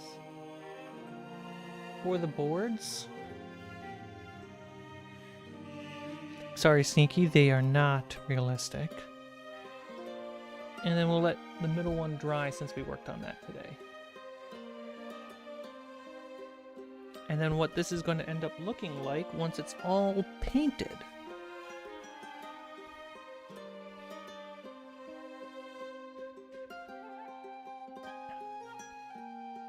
What is this?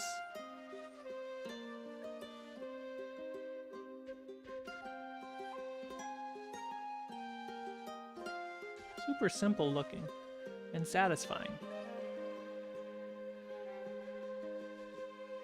Favorite D&D classes and races.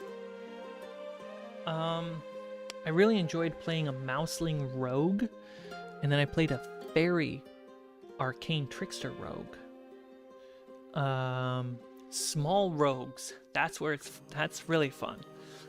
Then I played a treant cleric, so I had fun with that. Being a big, thick cleric, that's where it's at. Played a dwarven barbarian, super classic. I want to play a old blind human fighter. I'm leaning more humans these days.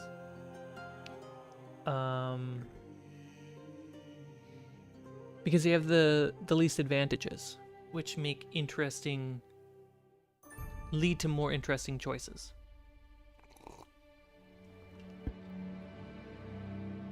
Why are you working on a platform? I am working on the paint can because I have a macro lens, so that way you guys can see up close.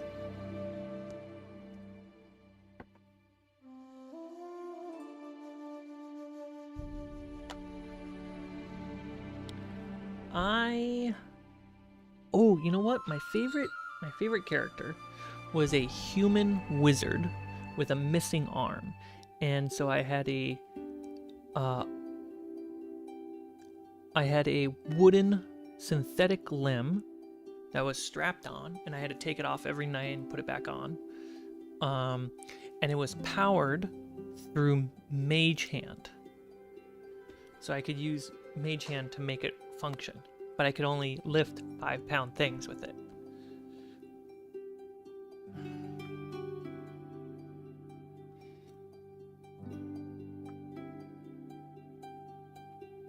I feel like humans are the least favorite things for new players because there's such amazing palette of options.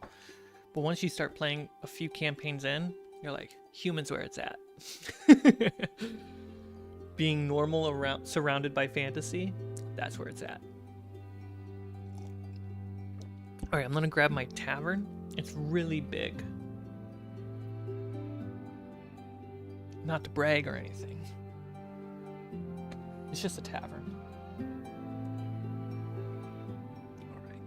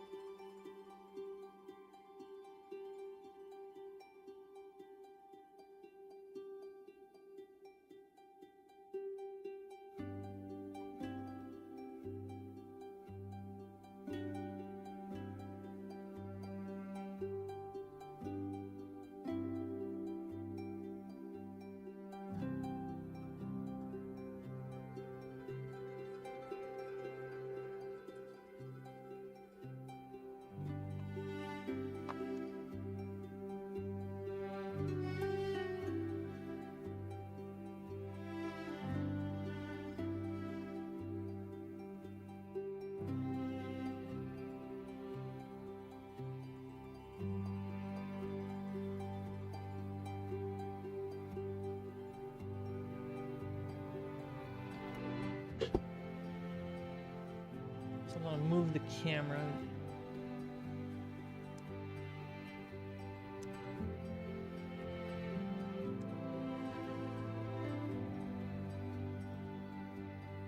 So I typically play on a lazy Susan. I'm sorry, Susan, why you gotta be so lazy?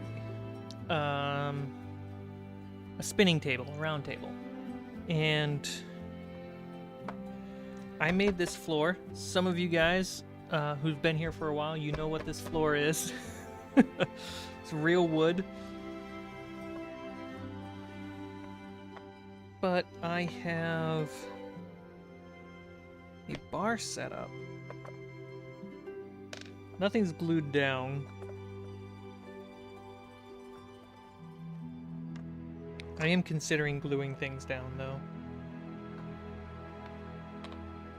Put some stools. Keg. I got a little trap door over here that actually opens up.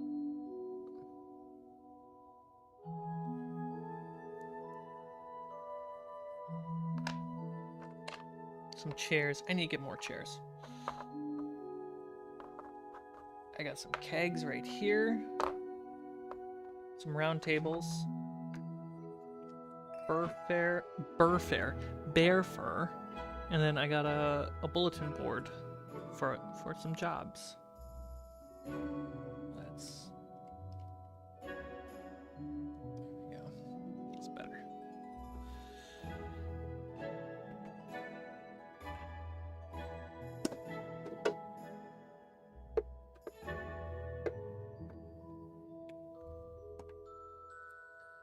Play with those for a second. Then, for the doors, these are my current doors, which are perfect for dungeons. And they just swing open. You can put that right there. So there's a door here. And what I used to do for windows, and until my new windows are done, I have these. So I can just put them right here, and we know, hey, there's a window right there. No problem. With my new half walls that I'm working on, we can actually put some walls down if we want, or if we want to separate our walls and say, oh, over here is another room. But I can also now, with the magnets, get a better angle for you guys. Let's do it right here. I can put a window. Where's the window? Right here.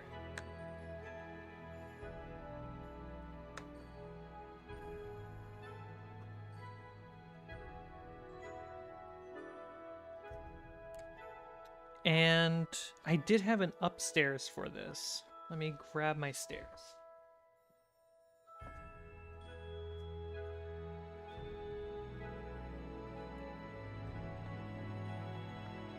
And this is very much like cobbled together with scattered terrain. And I built these stairs, these wooden stairs, out of foam. And I had the stairs put right here over on the side. And so we could go upstairs, and I had some structure beams that I want to really rebuild this whole thing because it's a really clever build. It's a whole tavern. And after the houses, I'll know how to do it. And I literally, when the players chose to go upstairs, I went to go grab the second floor, and I literally just put it on top. It was so satisfying. And when they chose to go downstairs, I pulled it off.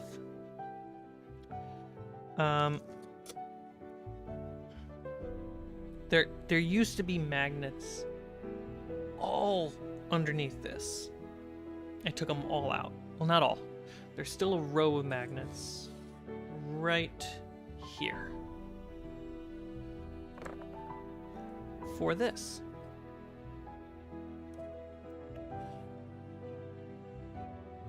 For this super basic, worn out looking wall. And there are a couple terrain builders out there who have a great idea, being you don't have to build a full tavern.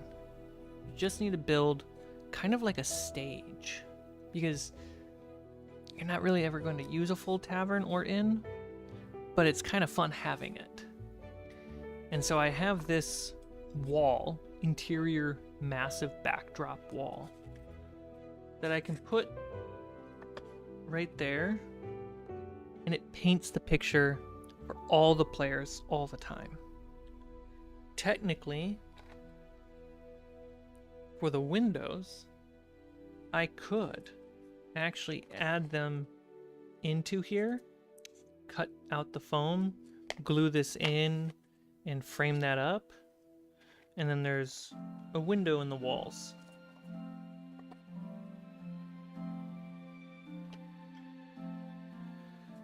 But I really like the idea of a backdrop wall.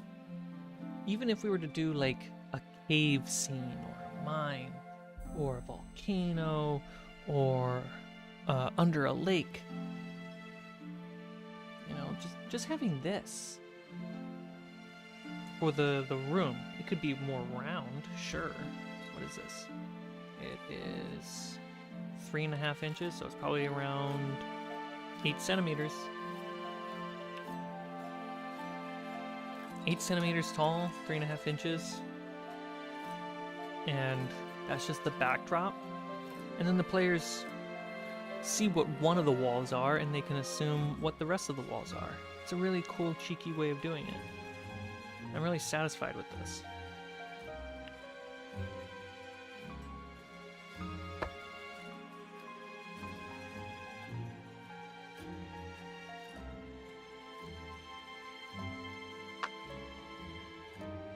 So yeah, that's the tavern I made. John, you could just glue the windows to the wall. I could, but because I have, for my table, I have a top-down light that has different colors.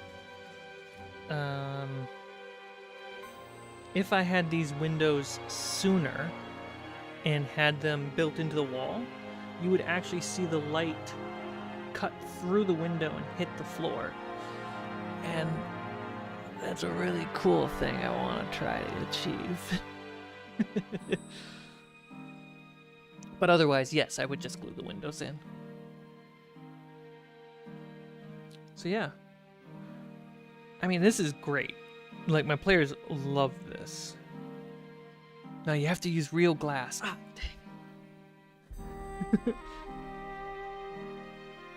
dang. My players love this. It was like a little haunted inn mystery. And this is good enough for anything. But as I build out these houses, the cabin, my dungeon stairs, and they're all very modular pieces that can kind of work together, I'm constantly thinking about this build and how I can learn from this, learn from those, and build bigger set pieces like this that are modular and reusable. HR+++ for insulation. Hey, you know, with 10 years of winter and 10 years of summer in my world, you better need that insulation.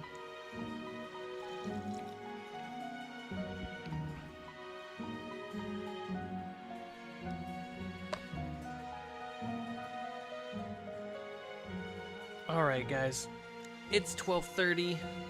I've been streaming for a couple hours now, and I need to get prepared for filming a couple smaller videos, and I need to help Allie set up for her shoot. She's got videos to film today too. So, hello light bulb.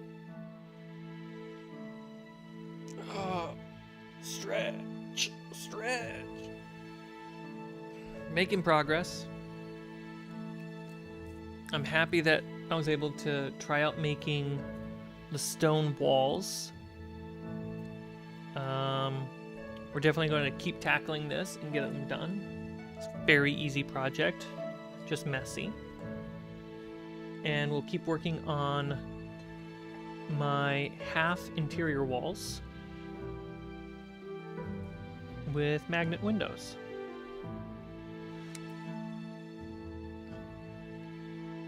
This is great. I'm super happy, guys. Thank you so much for hanging out. I'll see you all on Tuesday, about the same time, 10 a.m. Pacific. It started 2 hours ago, so that's a good reference. Make sure you have a great rest of your day, afternoon, evening, or good night. Bye. Over and over again, I say,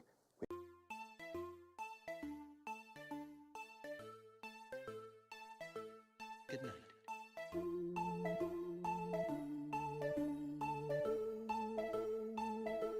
Good night. Good afternoon. Good evening. Good night. Good afternoon. Good evening. Good night. Good afternoon, good evening, good night.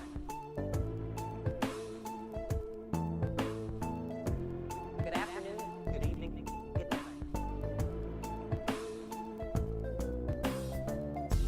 Good morning! Good morning! Good night. In case I don't see ya. See ya. See ya. Good afternoon, good evening, good night. Good morning! See ya. Good morning! Good night. In case I don't see ya. See ya. See ya. Good afternoon, good evening, good night.